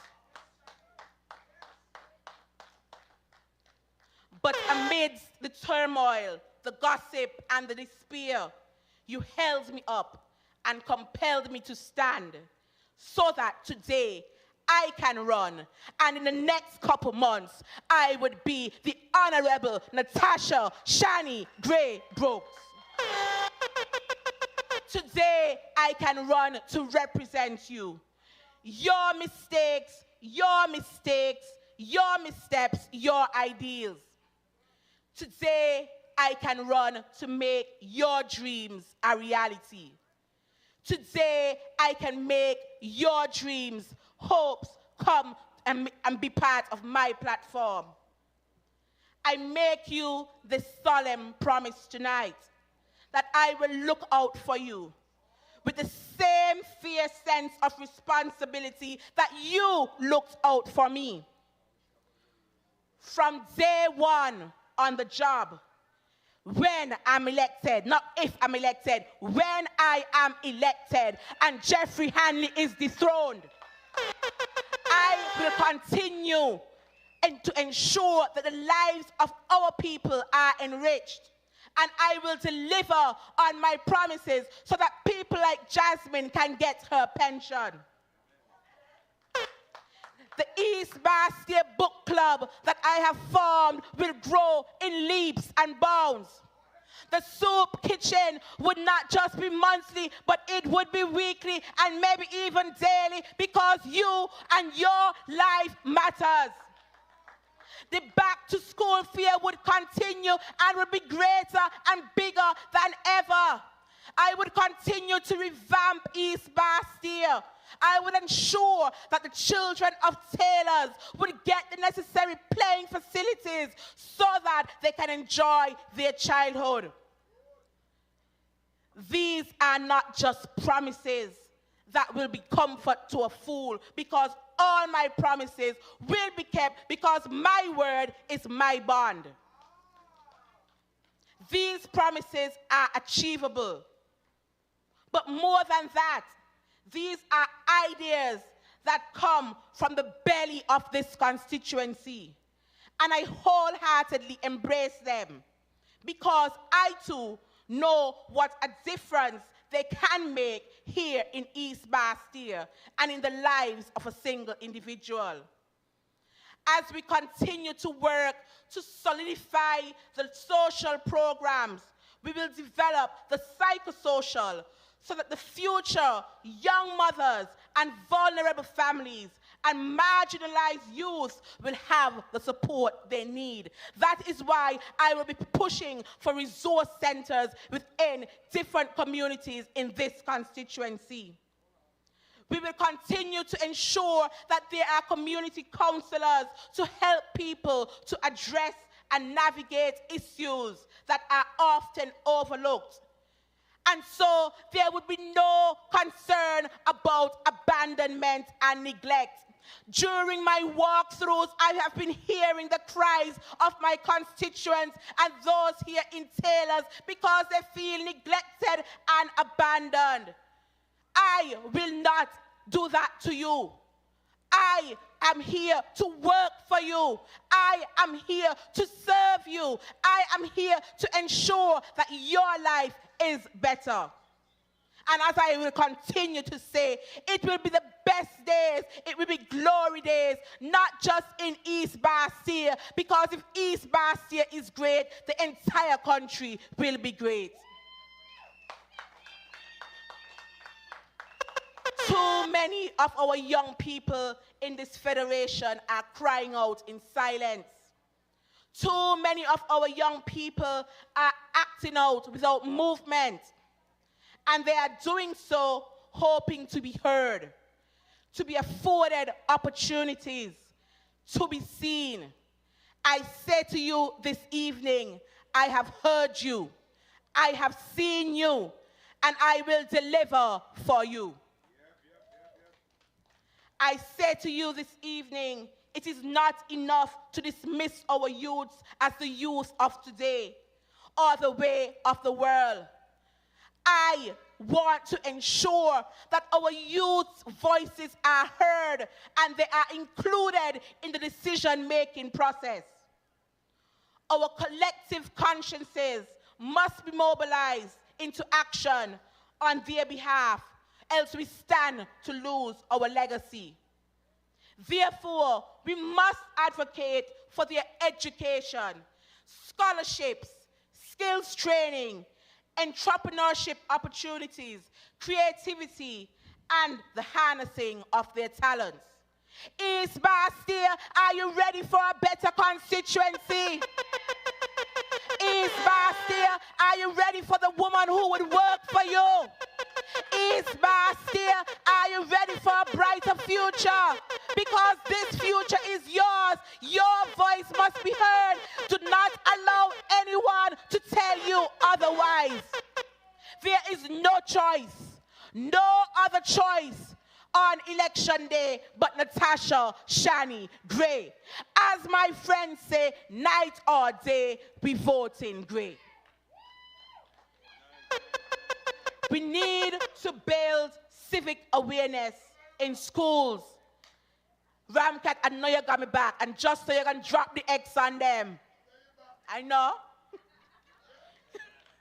And from an early age, so that the youth can better understand their society, our history, structure, system, and people. We need to create safe spaces for our young people to ventilate ideas and debate issues. So every opportunity that we get to initiate or revitalize our community festivals, or to upgrade a playing field, or a children's play park, or a performing arts center, we must grab it, and I will grab it for you. We must secure it because it is our down payment on our future. Every time we create avenues to recognize and celebrate the work of our young people through youth development and promotion programs, we are cashing in on their investment. Doms, do you want me to cash in on your investment? Candace, do you want me to cash in on your investment? So I say to you, the young women and the young men of this community, this evening's public meeting is a deposit on empowerment. I want to empower my people, not just in Taylors, not just in Ponds Pasture, not just in Ponds Extension, not just in George Street, not just over Frigate Bay, not just over Birdwalk, but the entire constituency, because this constituency is yours. I want there to be more affordable housing for our young people and for small families and the young professionals, more entrepreneurial and educational opportunities for more people who need a hand up. As Jonelle says, we don't want no handout, we want hand up. I want you to live your best life. And this evening, the People's Action Movement, through my voice and my pledge and my platform, will leave no one behind. No one behind. So when you come to me, you better rest assured that whatever your dream will be, it will become a reality. Because even if I don't have the individual skill set, I will refer you to the right person. I want to lift up the young offenders I want to lift up the teenage moms. I want to lift up the unwed mothers. I want to lift up the unemployed youth. I want to lift up the not so young. I want to lift up the mid-career professional. I want to lift up the indigent. I want to lift up the shut-ins. I want to lift up our elderly and all those people. I will stand with you. I will stand for you, and I will fight for you. I am leaving no one behind. PAM sees all of you. I see all of you. We hear you, we know you, and we are you. We have lived your stories and walked your paths. That is why people like me can represent you. That is why PAM is none other than the best movement to join with CCM to take this country forward. We continue to work for and on behalf of all the people.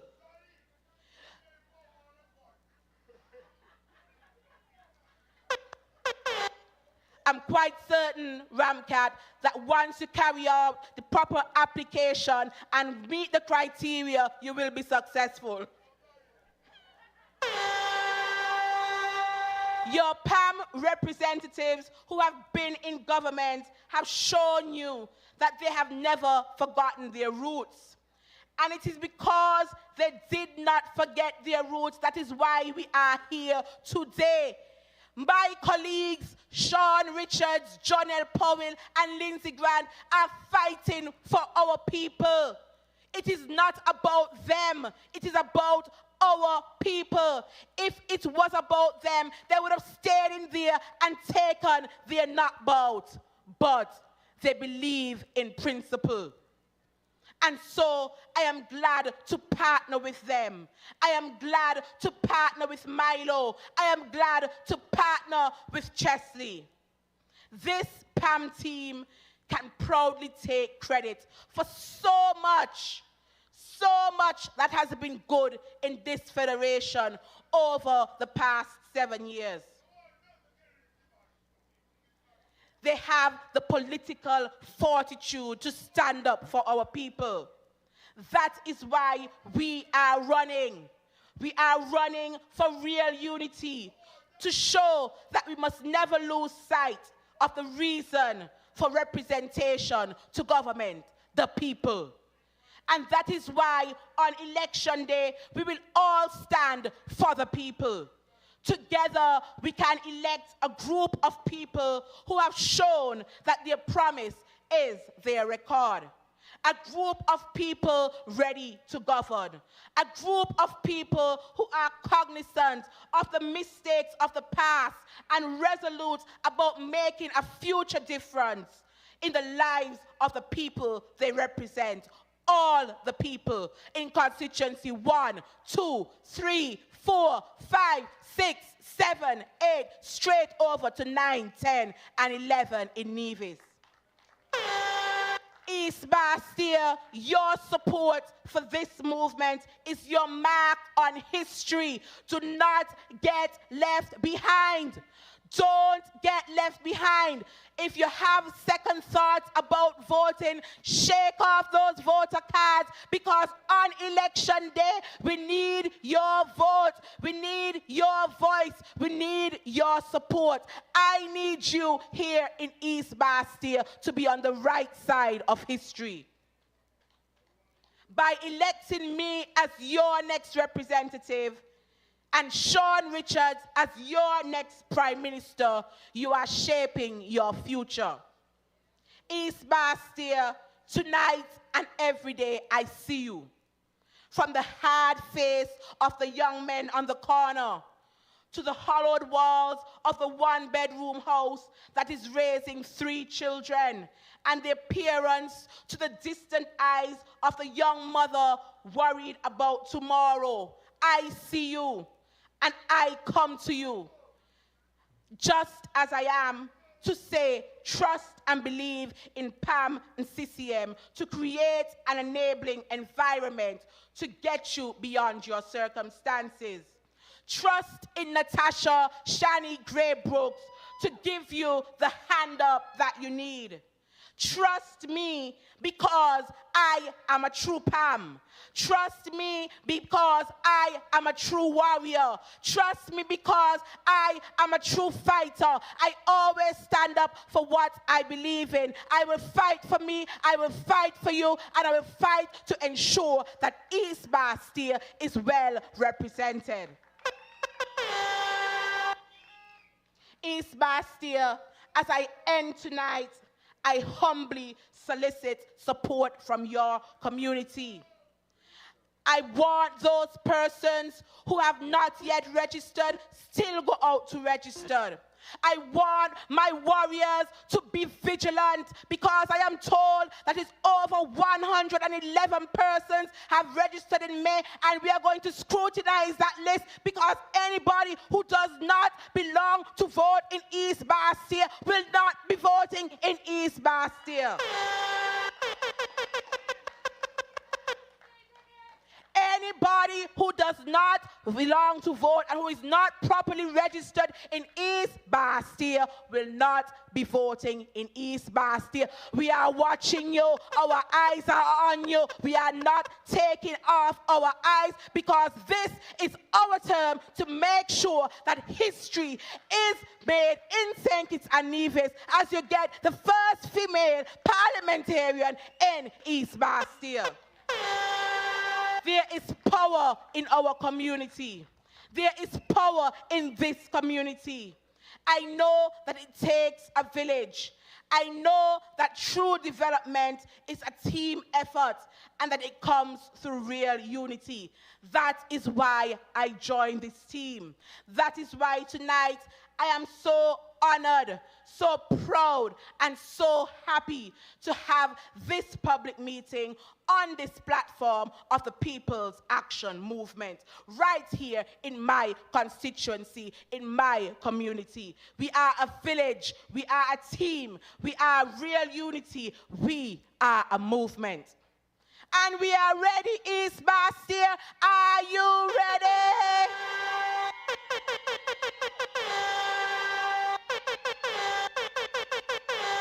Are you ready to be the architects of your future? And if you are, you take that pencil and you make one stroke and a next stroke right next to the hat for all of your representatives in each constituency here in St. Kitts.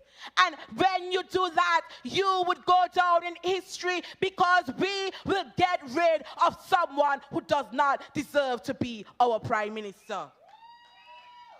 And while you do that, your team will continue to go in every village and meet with you and listen to you and listen to everyone and their concerns so we can continue to craft the agenda for the people and by the people. So East Bastille, are you ready for me to walk down Church Street? Are you ready for me to be the next parliamentary representative? Are you ready for me to get rid of those persons who neglected you? Are you ready for me to say no to anyone that is not Natasha Shani Gray Brooks? On the election day, your choice is clear. There's only one person, only one female who would be taking over the reins right here in East Bastille, and it is Natasha Shani Gray Brooks PAM. Better days are coming, change your ways. Don't let this moment pass you by and remain the same. Better days are coming, change your ways.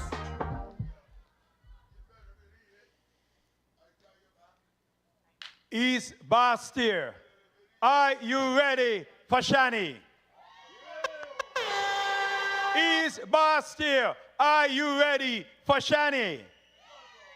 Well, whether you are ready or not, I want to let you know Shani is ready for you.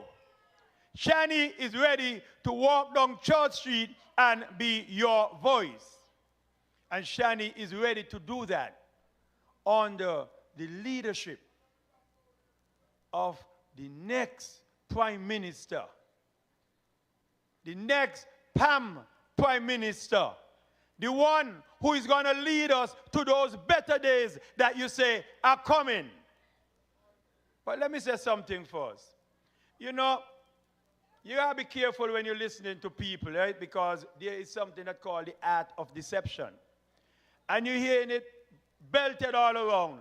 Sean, he did not come to Parliament. 91 days, 91 days. He did not come to Parliament. And people running around and they're saying, how he ain't going to work for 91 days? Who else could have not worked for 91 days?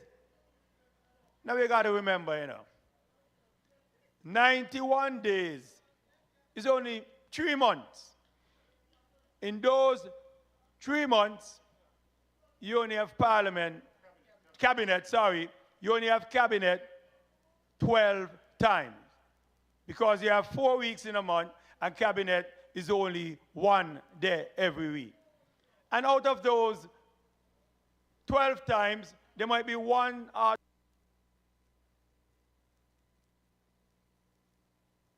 2 or maybe 3 times that you did not have cabinet. And when you look at it, even when Sean did not attend cabinet, for whatever reason, Sean was not home laying down resting. Sean was in his office doing the work of the people who elected him to do the work for them. So when you hear them talking,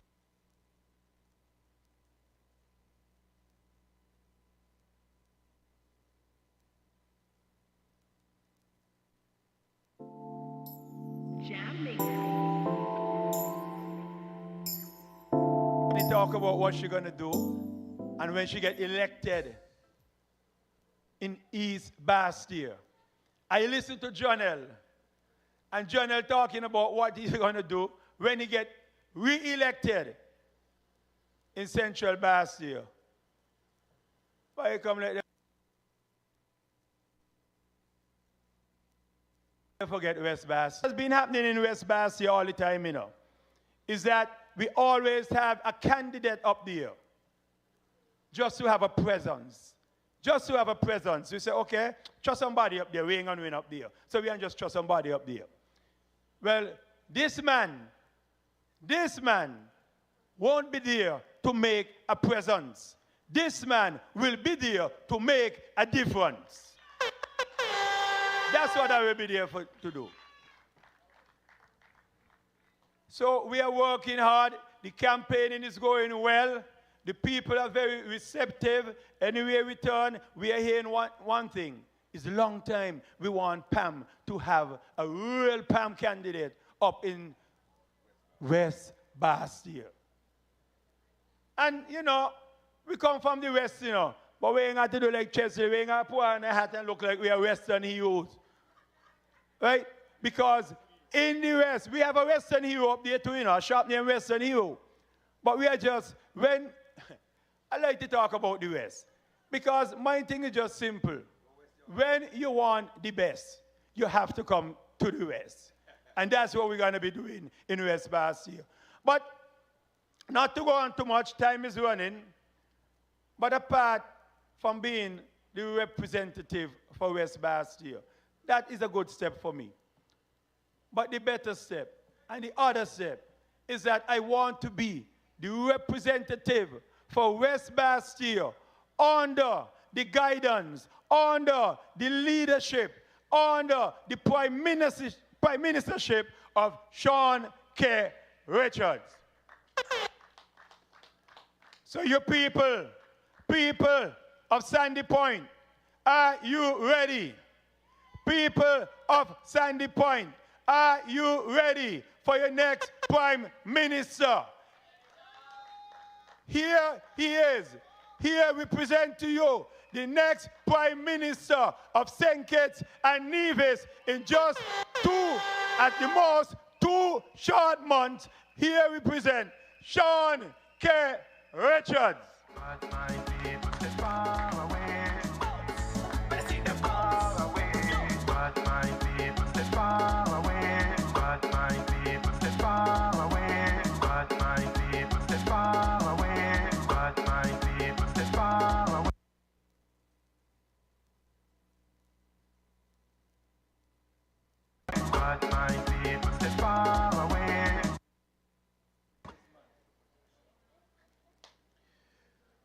members and friends of the People's Action Movement, good evening. Warriors of the East, warriors of East Bastille,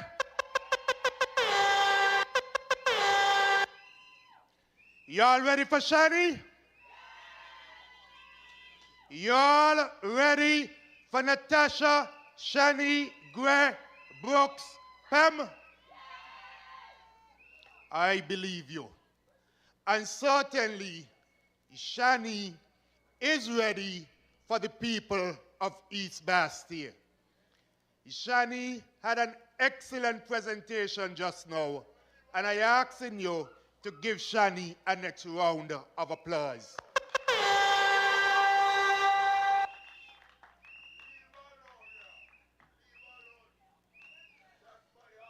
Tonight, I bid all of you a most pleasant evening and welcome to East Bastille. Tonight, we have come to let you know that we are offering you a strong woman, a woman of integrity, and a woman of purpose. Shani is an overcomer.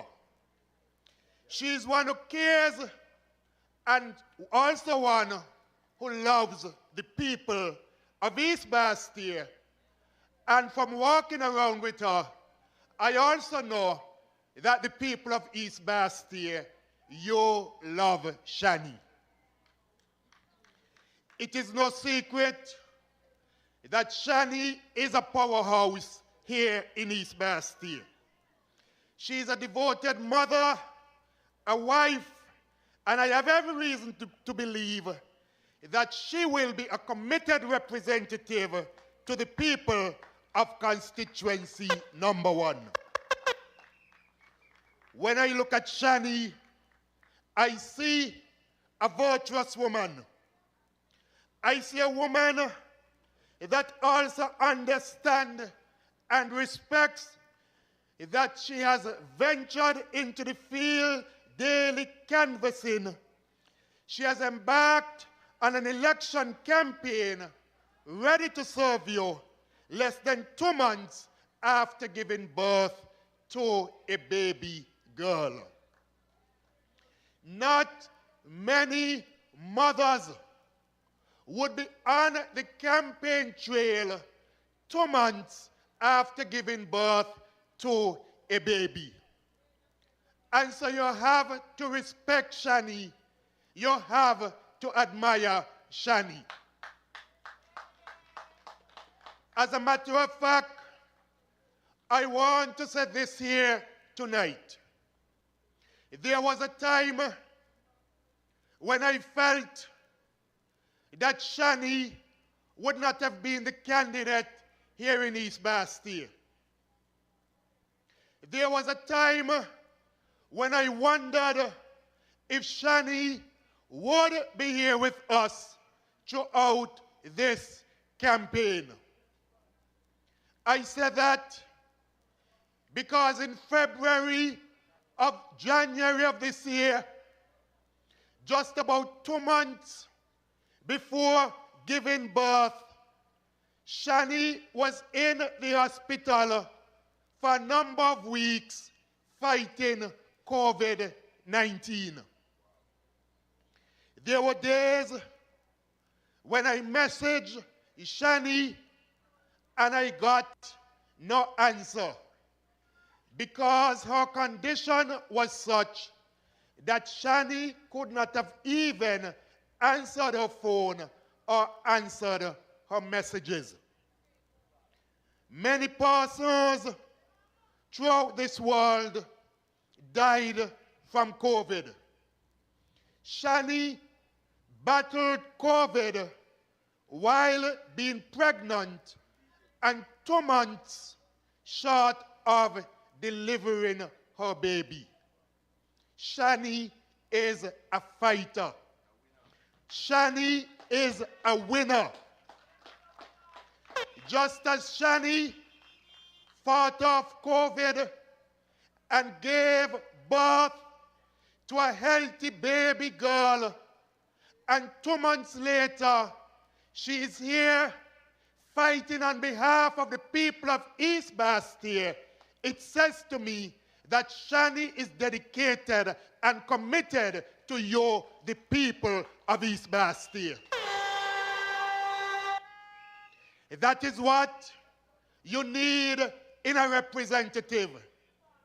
A representative who will not desert you when obstacles and challenges come her way. She has demonstrated that she is fit for the task, and she will continue to fight for you, the people of East Bastille. So, believe me when I say to you that Shani is a strong woman. Shani is a woman of tremendous sacrifice, and this level of dedication must not go unnoticed.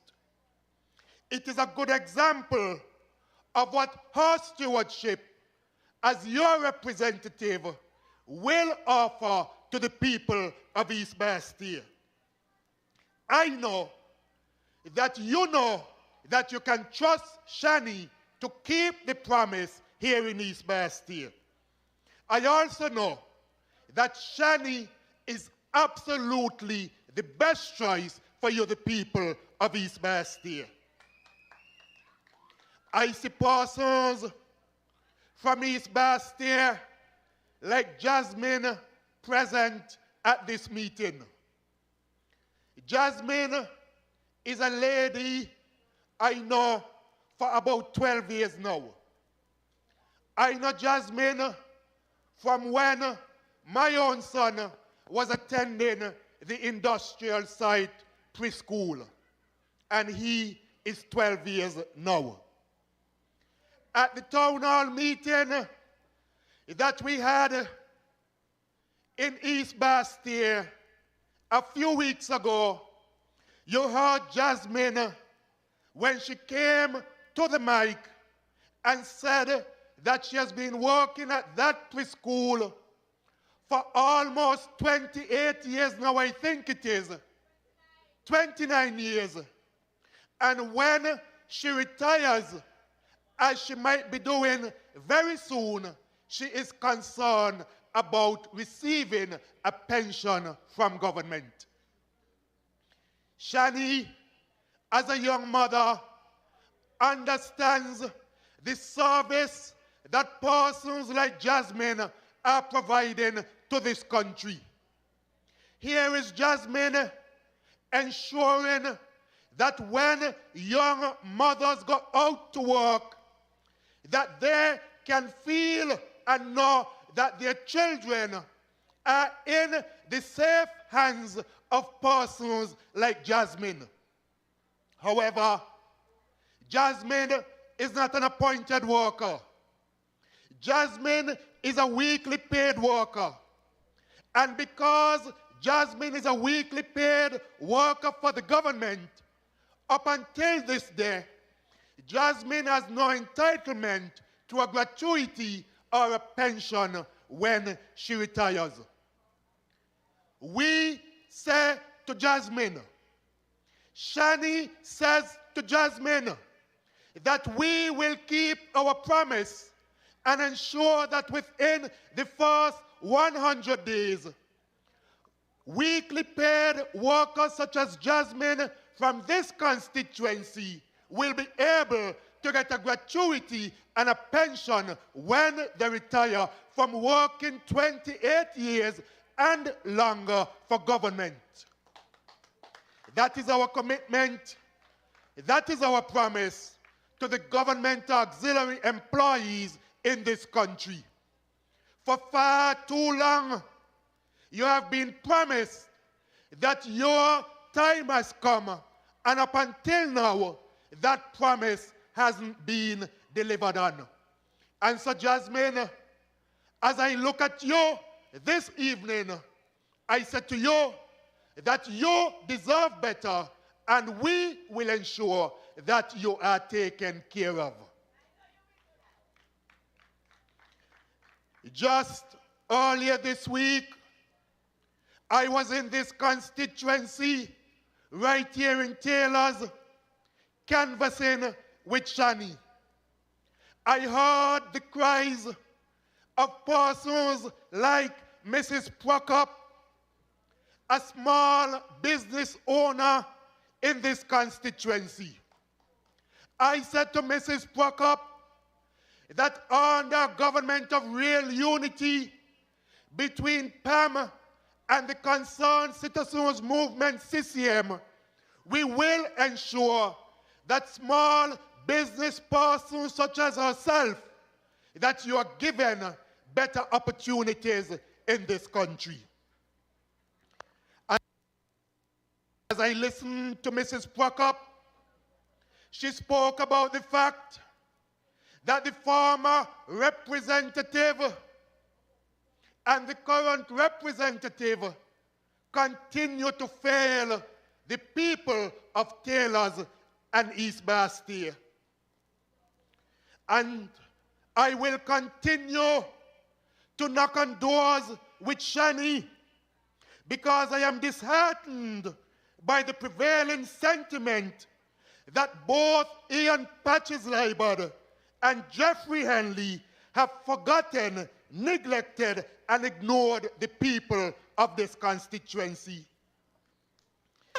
It is for this very reason that the People's Action Movement came to the conclusion, after considerable consultation with you, the people of East Bastille, that Natasha Shani Gray Brooks PAM is not only the best choice, but the only sound choice to represent constituency number 1.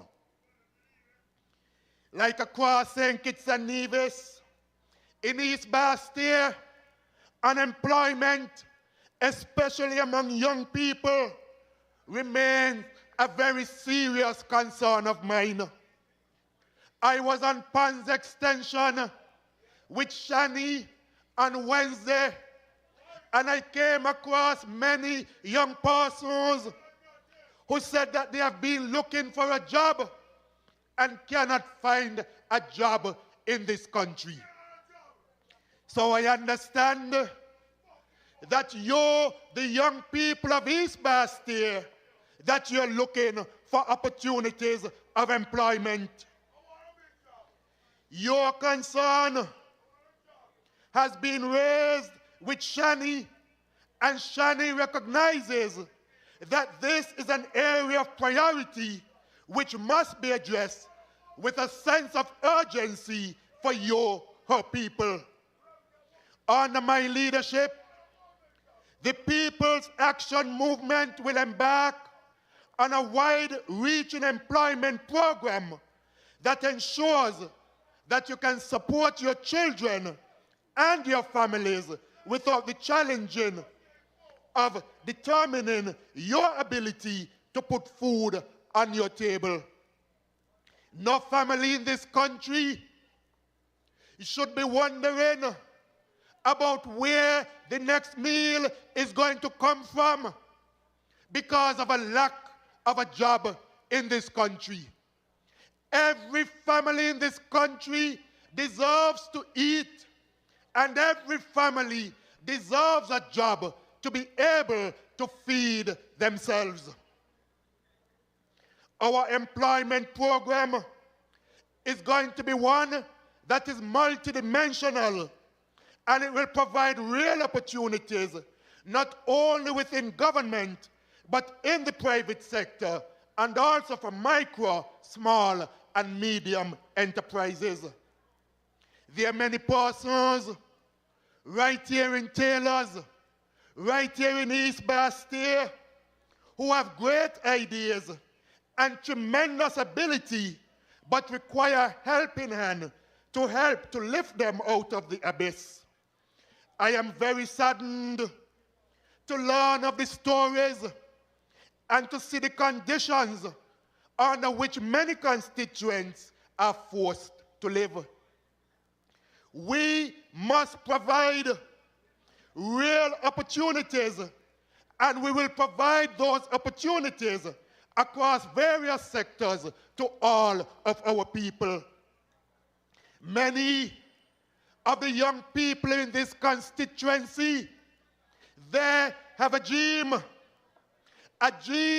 that they have not been able to realize because they lack the financial resources in order to implement their dreams. We said to you that we are going to put in place a small enterprise fund where persons can access between $20,000 and $200,000 to start their businesses. You must be able to realize your dreams with assistance from your government.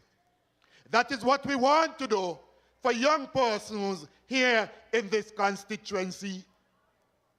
It is also with this in mind that a government that I will lead will not adopt a practice of political victimization or partisan segregation.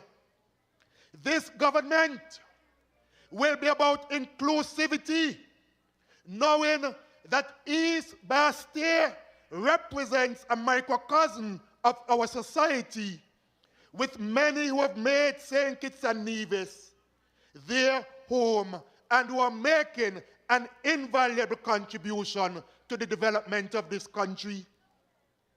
As you look around East Bastille, you see persons from the Dominican Republic, you see Jamaicans, you see Guyanese, and you see persons from other territories who have taken up a home here and making a contribution to the development of St. Kitts and Nevis.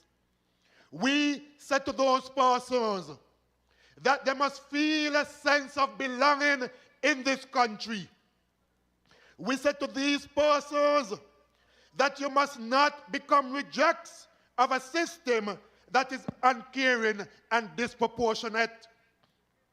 That is why I have said that we are going to introduce a resident card so that those persons can feel comfortable residing in this country. That is why I said that the Constitution ought to be reviewed so that you don't have to wait for 14 years in order to become a citizen of St. Kitts and Nevis. That must be reviewed because so many of you have been living here. You have given birth to children right here.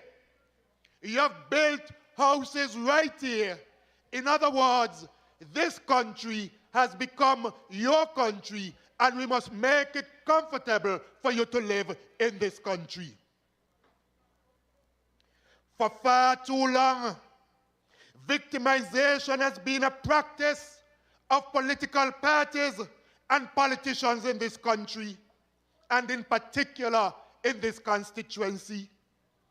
Under my leadership with Shani at my side, this must and will come to an end. This election is about putting political victimization and unscrupulous practices in public office to an end. This election must be seen as a mission like no other mission before. This election is a battle to save our nation, for we must stand up with the heart of warriors, brave as lions and bold as brass. Our mission is clear. There shall be no retreat and there shall be no surrender. You in this constituency must not worry about the teachers in your schools being victimized under the hands of one man by the name of Timothy Harris. A man who tried to get me to victimize teachers from some of the schools right here in this constituency. I speak of schools such as the Beach Island Primary School, the Bastia High School, the Tucker Clark Primary School. You must be able to wake up and know that the teachers who are there Monday to Friday from 8 to 4, looking after your children, ensuring that your children are well taught, that those teachers are not victimized. That must and will come to an end. My brothers and sisters of this great federation, if we are to find our way back onto the right path, back onto the right track, our country and our people cannot continue to blindly allow Timothy Harris to lead this country. For my friends, he has proven to be nothing more than a despot, a power-hungry warmonger. He does not care about you, your children, or your family. I say, without an ounce of fear, I say, without a modicum of reservation, that Timothy Harris is a megalomaniac who knows no boundaries, a hypocrite hiding in the robes of religion, running from church to church every Sunday, and a worrying threat to the safety and stability of our country. In other words, he's an enemy of the state who only cares about himself and not you, the people of this nation, the Federation of St. Kitts and Nevis. I, Sean Kenneth Richards, along with other members of PAM and CCM, refuse to follow an individual who victimizes our people in this country because of their political affiliation, social or economic class. We refuse to follow an individual who is prepared to sacrifice the livelihood of our citizens, who disenfranchises people to satisfy his ego and fuel his power. I refuse to follow an individual who has a cold heart, unable to decipher right from wrong, good from evil. We have said to you that this man doesn't fit to continue as Prime Minister, and we gave you a number of reasons. When we came to you, we said to you that he is a man who makes unilateral decisions. And maybe some of you do not understand what we mean when we say he makes unilateral decisions. To make it simple, he has been making decisions without consulting, without any discussions with his cabinet colleagues. They now say that the 6 of us who have been fired, that we have been making unfounded accusations. I want to give you a story tonight. I understand that on Tuesday night, Akila was on a radio station, and during her presentation, she said that the greatest accomplishment that she has had as the representative for West Bastia is being able to very shortly give title to land for some persons living in Lagreet. Well, they say it's only the 6 of us making these accusations, that cabinet was not being consulted. Cabinet was not a part of many decisions that were made. So tonight, I want to turn to the chronicles of Wendy $27,000 FIPS. And this is just part one of a message that Wendy, $27,000 FIPS, sent to me.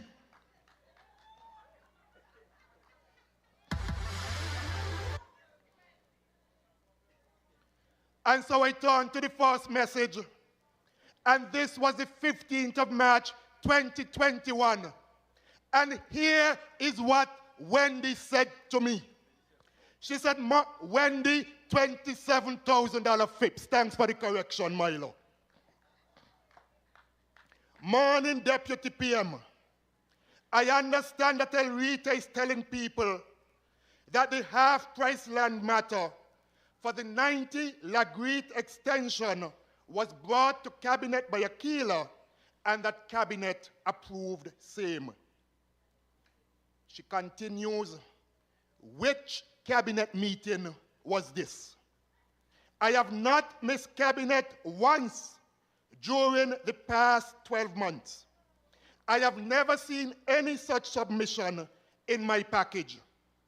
If I even came late, I have never seen a set of minutes where such a decision was referenced. She says, what kind of games are Aquila and PM playing? How is such a move good for constituency 3, but not good for any other constituency? She goes on. Someone should ask El Rita to provide the cabinet with a copy of the submission from her ministry and the cabinet decision sheet confirming this approval. She then says, this is damn ridiculous. Wendy goes on, just spoke to AG. AG is the Attorney General about it, and he is in the dark too. CAPSEC has no information on this either. And me write it. When the $27,000 FIPS said nothing came to cabinet on that matter. When the $27,000 FIPS said nobody in cabinet was consulted on this matter. She wants to know how could it be good for constituency number 3 and not good for any other constituency. She wants to know what kind of games Aquila and Timothy Harris playing. Now, in other words, what Wendy telling you? When the $27,000 FIPS is saying to the people of this country that that decision is basically an illegal decision because it wasn't approved by the cabinet of this country. That is what she's saying. No cabinet approval, but yet these people are getting the land. And let me make it abundantly clear that we have absolutely no issue with the people of Lagreed getting land at half price. We are happy for the people of Lagreed. But when we said to you that unilateral decisions are being taken, they said we're making up things, we're telling lies, and that is only one. As I told you, that only verse 1 of the Chronicles of Wendy, $27,000 FIPS. Many, many more to come. Many more to come. Many, many more to come. So even those who are still in there, they know that what we are saying, that it is absolutely the truth. We don't have to come here and tell you any lies. They know it, but for some reason, they are afraid of speaking out publicly. We are not going to stifle our conscience, because when we speak on behalf of you, the people of this country. The people of St. Kitts and Nevis deserves better, and we will do better. That is why a government formed by the People's Action Movement and the Concerned Citizens Movement of Nevis will commit to a transformational plan to improve the lives of the citizens and people of this country. Shani is committed to that cause. She is a soldier in the fight for what is right and for what is better. I am cognizant that indeed there are many concerns which have been unaddressed over the years. Both Shani and I are aware that health care is one of these areas, a critical area to advancing the interests of you, our people. Over the years, Kittitians and divisions have suffered because of deficits in our system. And I say here tonight that health care must be treated as a priority, as our nation's health is its greatest wealth. It is unfathomable the amount of people who are struggling to pay exorbitant medical fees because of the failure to implement universal health care. I don't understand it. I was the Minister of Public Infrastructure for less than 2 years and moved many of the projects forward that was sitting there than what the former minister did in 5 years. The point that I want to make, though, is that universal health insurance has been the responsibility of Eugene Hamilton for the last 7 years. For the last 7 years, Eugene cannot move universal health insurance forward for the last 7 years. But Eugene saying that in 3 weeks, he move other things forward. Well, then the question becomes, as Chesley said, the pensioners that he met in Keys, one with a bill for 85,000, one with a bill for 126,000 for the last 10 months for cancer treatment, 136,000. In Keys, in constituency number 8, well, those constituents were not priorities for Eugene Hamilton to ensure that universal health insurance has come to the table after some 7 years.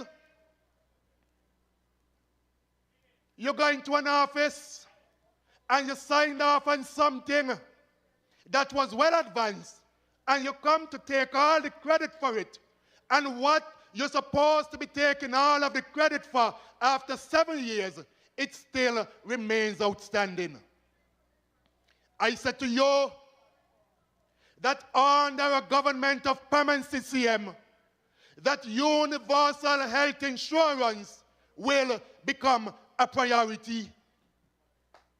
I don't have any beef with Gene, but you know, I heard Timothy Harris in cabinet one day that the most animals that ever died in this country didn't die from a hurricane.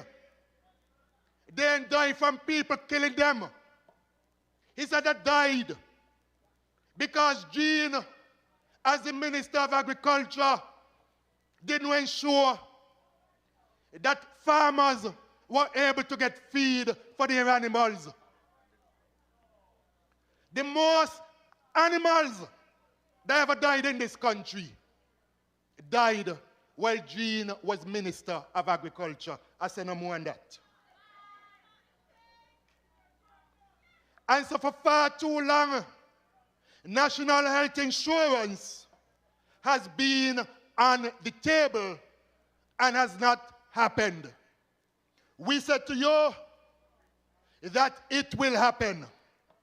I say here tonight on this platform that we will keep the promise of bringing relief to those who need it the most.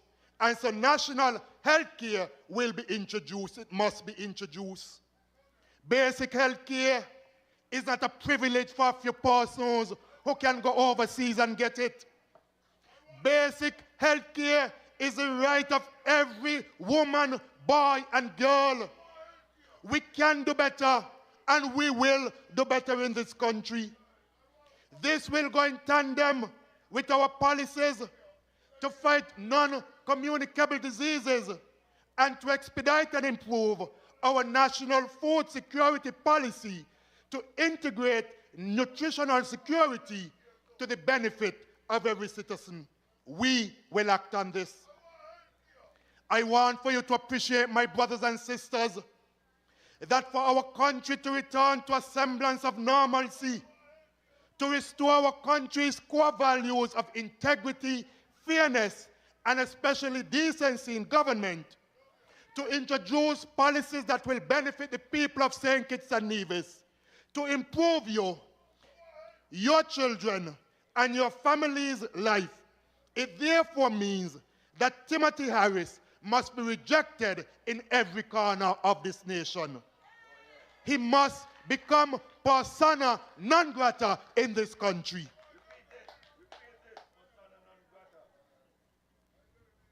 We need progressive, stable, caring, trustworthy leadership.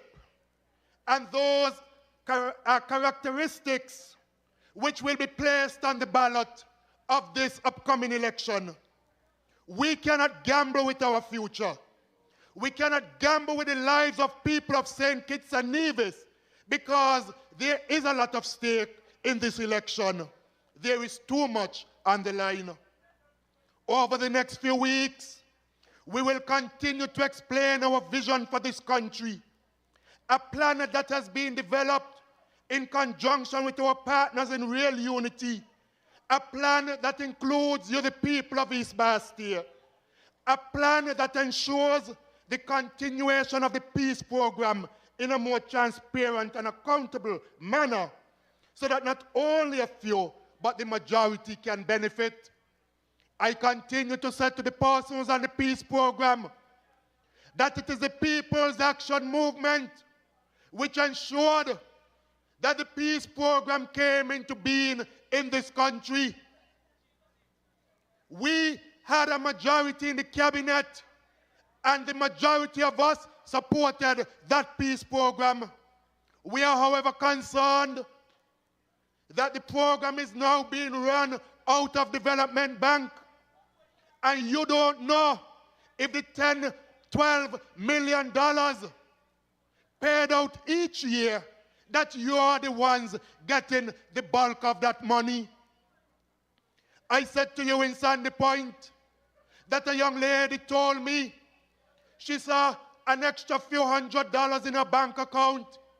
And when she called the bank told her that it is money from the peace program. She stated that she never ever signed up for the peace program. This morning we sat in a meeting and John L. spoke of somebody from West Bastille who he said told him just last night that over $1,000 ended up in his bank account. He ain't know where the $1,000 come from. When he checked with the bank said to him, it is from the peace program. If she didn't sign up for the peace program and she found a few $100s in her account, the gentleman didn't sign up for the program and he found over $1,000 in his account, you must ask yourselves, well, who else getting money from the peace program that was intended for you to benefit from? That is why we said to you that we want to bring greater transparency to the peace program and ensure that it is of more benefit to you, the people who are supposed to be the beneficiaries of the peace program.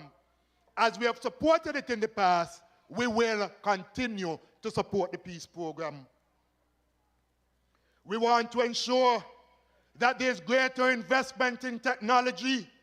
We want to develop smart schools at all of our schools, including the New Bastia High School.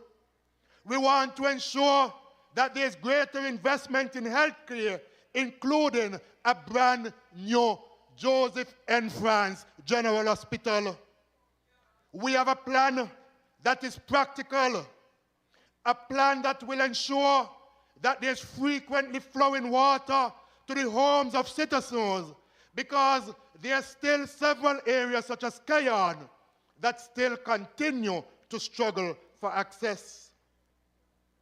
I know here in East Bastia that land and property ownership remain a concern. Our objective is to reform our country's policy on land and introduce legislation to support these efforts. We will make land cheaply available to petitions and divisions, especially first-time landowners, while making housing more affordable and climate resistant. Lindsay said, when he spoke to you earlier, that he understands that the roofing program has restarted. I have also heard the same thing. I remember in 2020, after the general elections, and we spoke to Timothy Harris, who had control of the roofing program under his ministry, not housing. It was under housing, under his office, the roofing program. And we said to him that there's still some persons who are in need of assistance. He said the program has come to an end. When he said to us that the program has come to an end, we discovered that even then and up until now, you have had persons from constituency number 7 still benefiting from the roofing program. Tonight, though, about the 15 free houses in Mansion donated by Venezuela that he took all for himself. Not even Aquila, his deputy political leader, he gave one of those houses. He took every single house for himself in Mansion. Well, those are not the only free houses built, you know. Under the roofing program, about 40 houses were built in constituency number 7. And when I tell you 40 houses built under the roofing program in constituency number 7, I mean built from foundation up to roof. Yes, you're asking what? About the next 40 houses built from the roofing program in one constituency only, in constituency number 7. 40 houses built under the roofing program in only one single constituency, constituency number 7. So he took 15 free houses from Venezuela.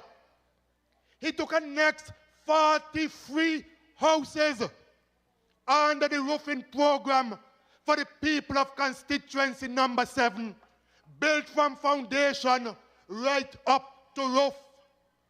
Imagine you have people here in Taylors paying a mortgage for these houses for the next 20-something years of their life.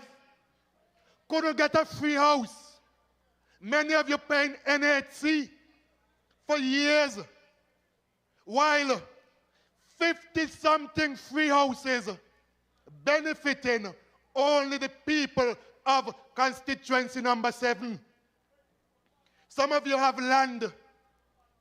You well want a house built on the land. Can't get the house built on the land. But almost 60 free houses in constituency number 7. Some of you you needed only part of your house was fixed. Up until now, can't get a part of the house was fixed and leaking. And while you can't get your house was fixed, almost 63 houses in constituency number 7. And you all, some of you say, some of you ask, why we felt it necessary to bring it to an end. We brought it to an end because of you. You should not be suffering while others are benefiting because of the selfishness of one man. We are here to look after you because that is what you elected us to do, to look after your interests. And selfishness must not be tolerated. That is victimization against the other people of this country. That is greediness. That cannot be right. Because all of you are citizens of this country. You all pay taxes in this country. And whatever resources are available in this country, we said to you, fair share for all. And all of you must be able to get your fair share of those benefits, and not one constituency benefiting at the expense of all of the other constituencies. So my friends, as I endeavor to lead this coalition, which shall form your next government, I say to you, East Bastille, that I need Natasha Shanigre Brooks on my team and in the cabinet of the country. I say to you, my friends of East Bastille, that East Bastille needs Natasha Shanigre Brooks as a member of parliament to bring quality representation to the people of constituency number 1. I say to you, my friends, St. Kitts and Nevis needs Natasha Shanigre Brooks because she's a woman of fairness, a woman of virtue, and tremendous ability. We need Natasha Shanigre Brooks to bring relief to you, the people of East Bastille. She has demonstrated in so many different ways that she is one of you. She understands you.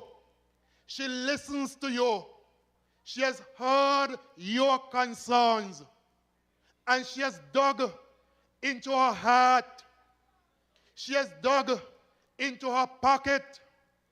And thus far, she has begun responding to your concerns. She hasn't waited to be elected, to be in government, to bring to you the soup kitchen that she spoke about.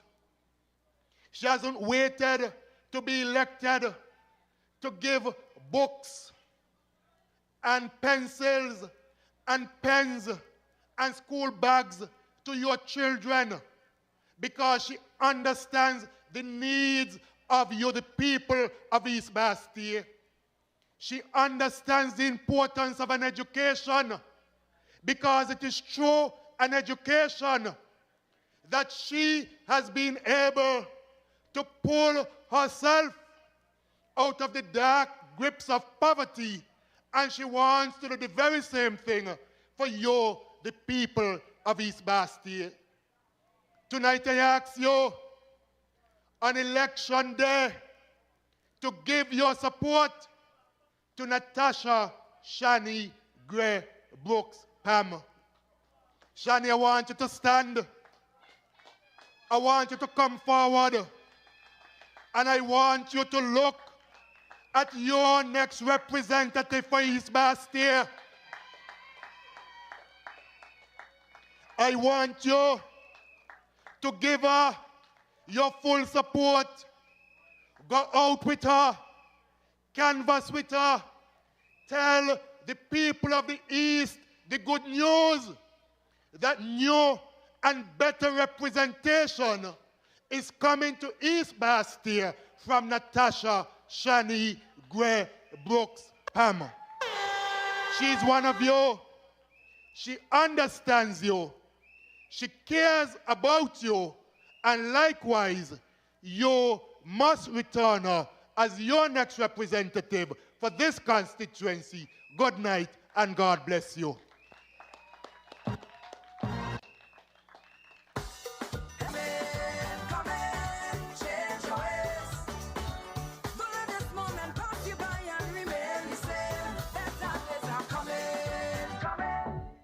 Let me hear it one more time for the next Prime Minister of St. Kitts and Nevis.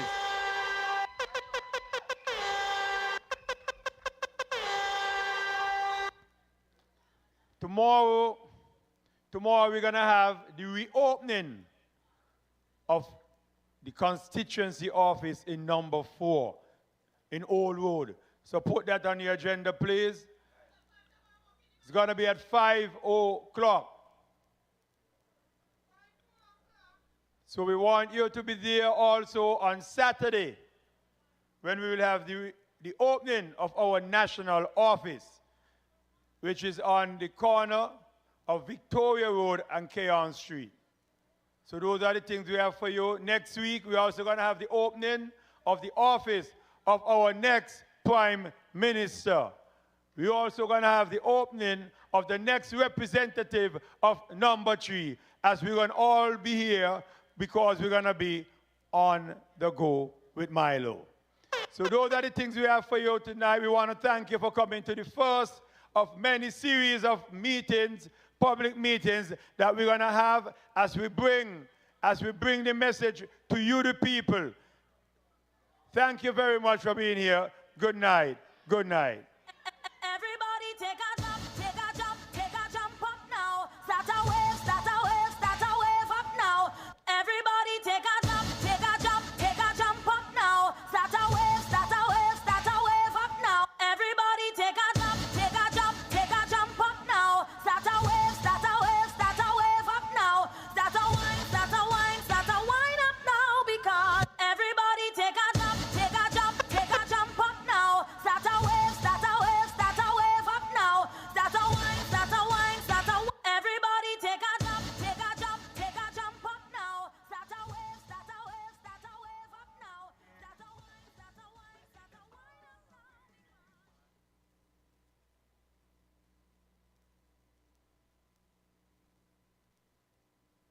WINN is 98.9. 98.9 is WIN FM. And that was WIN FM's presentation of the People's Action Movement's meeting, which came to you live from Taylor's Village. Everybody beware, you better prepare. Disaster can happen anytime, anywhere. Everybody beware, you better prepare. Disaster can happen anytime. No one can predict disaster.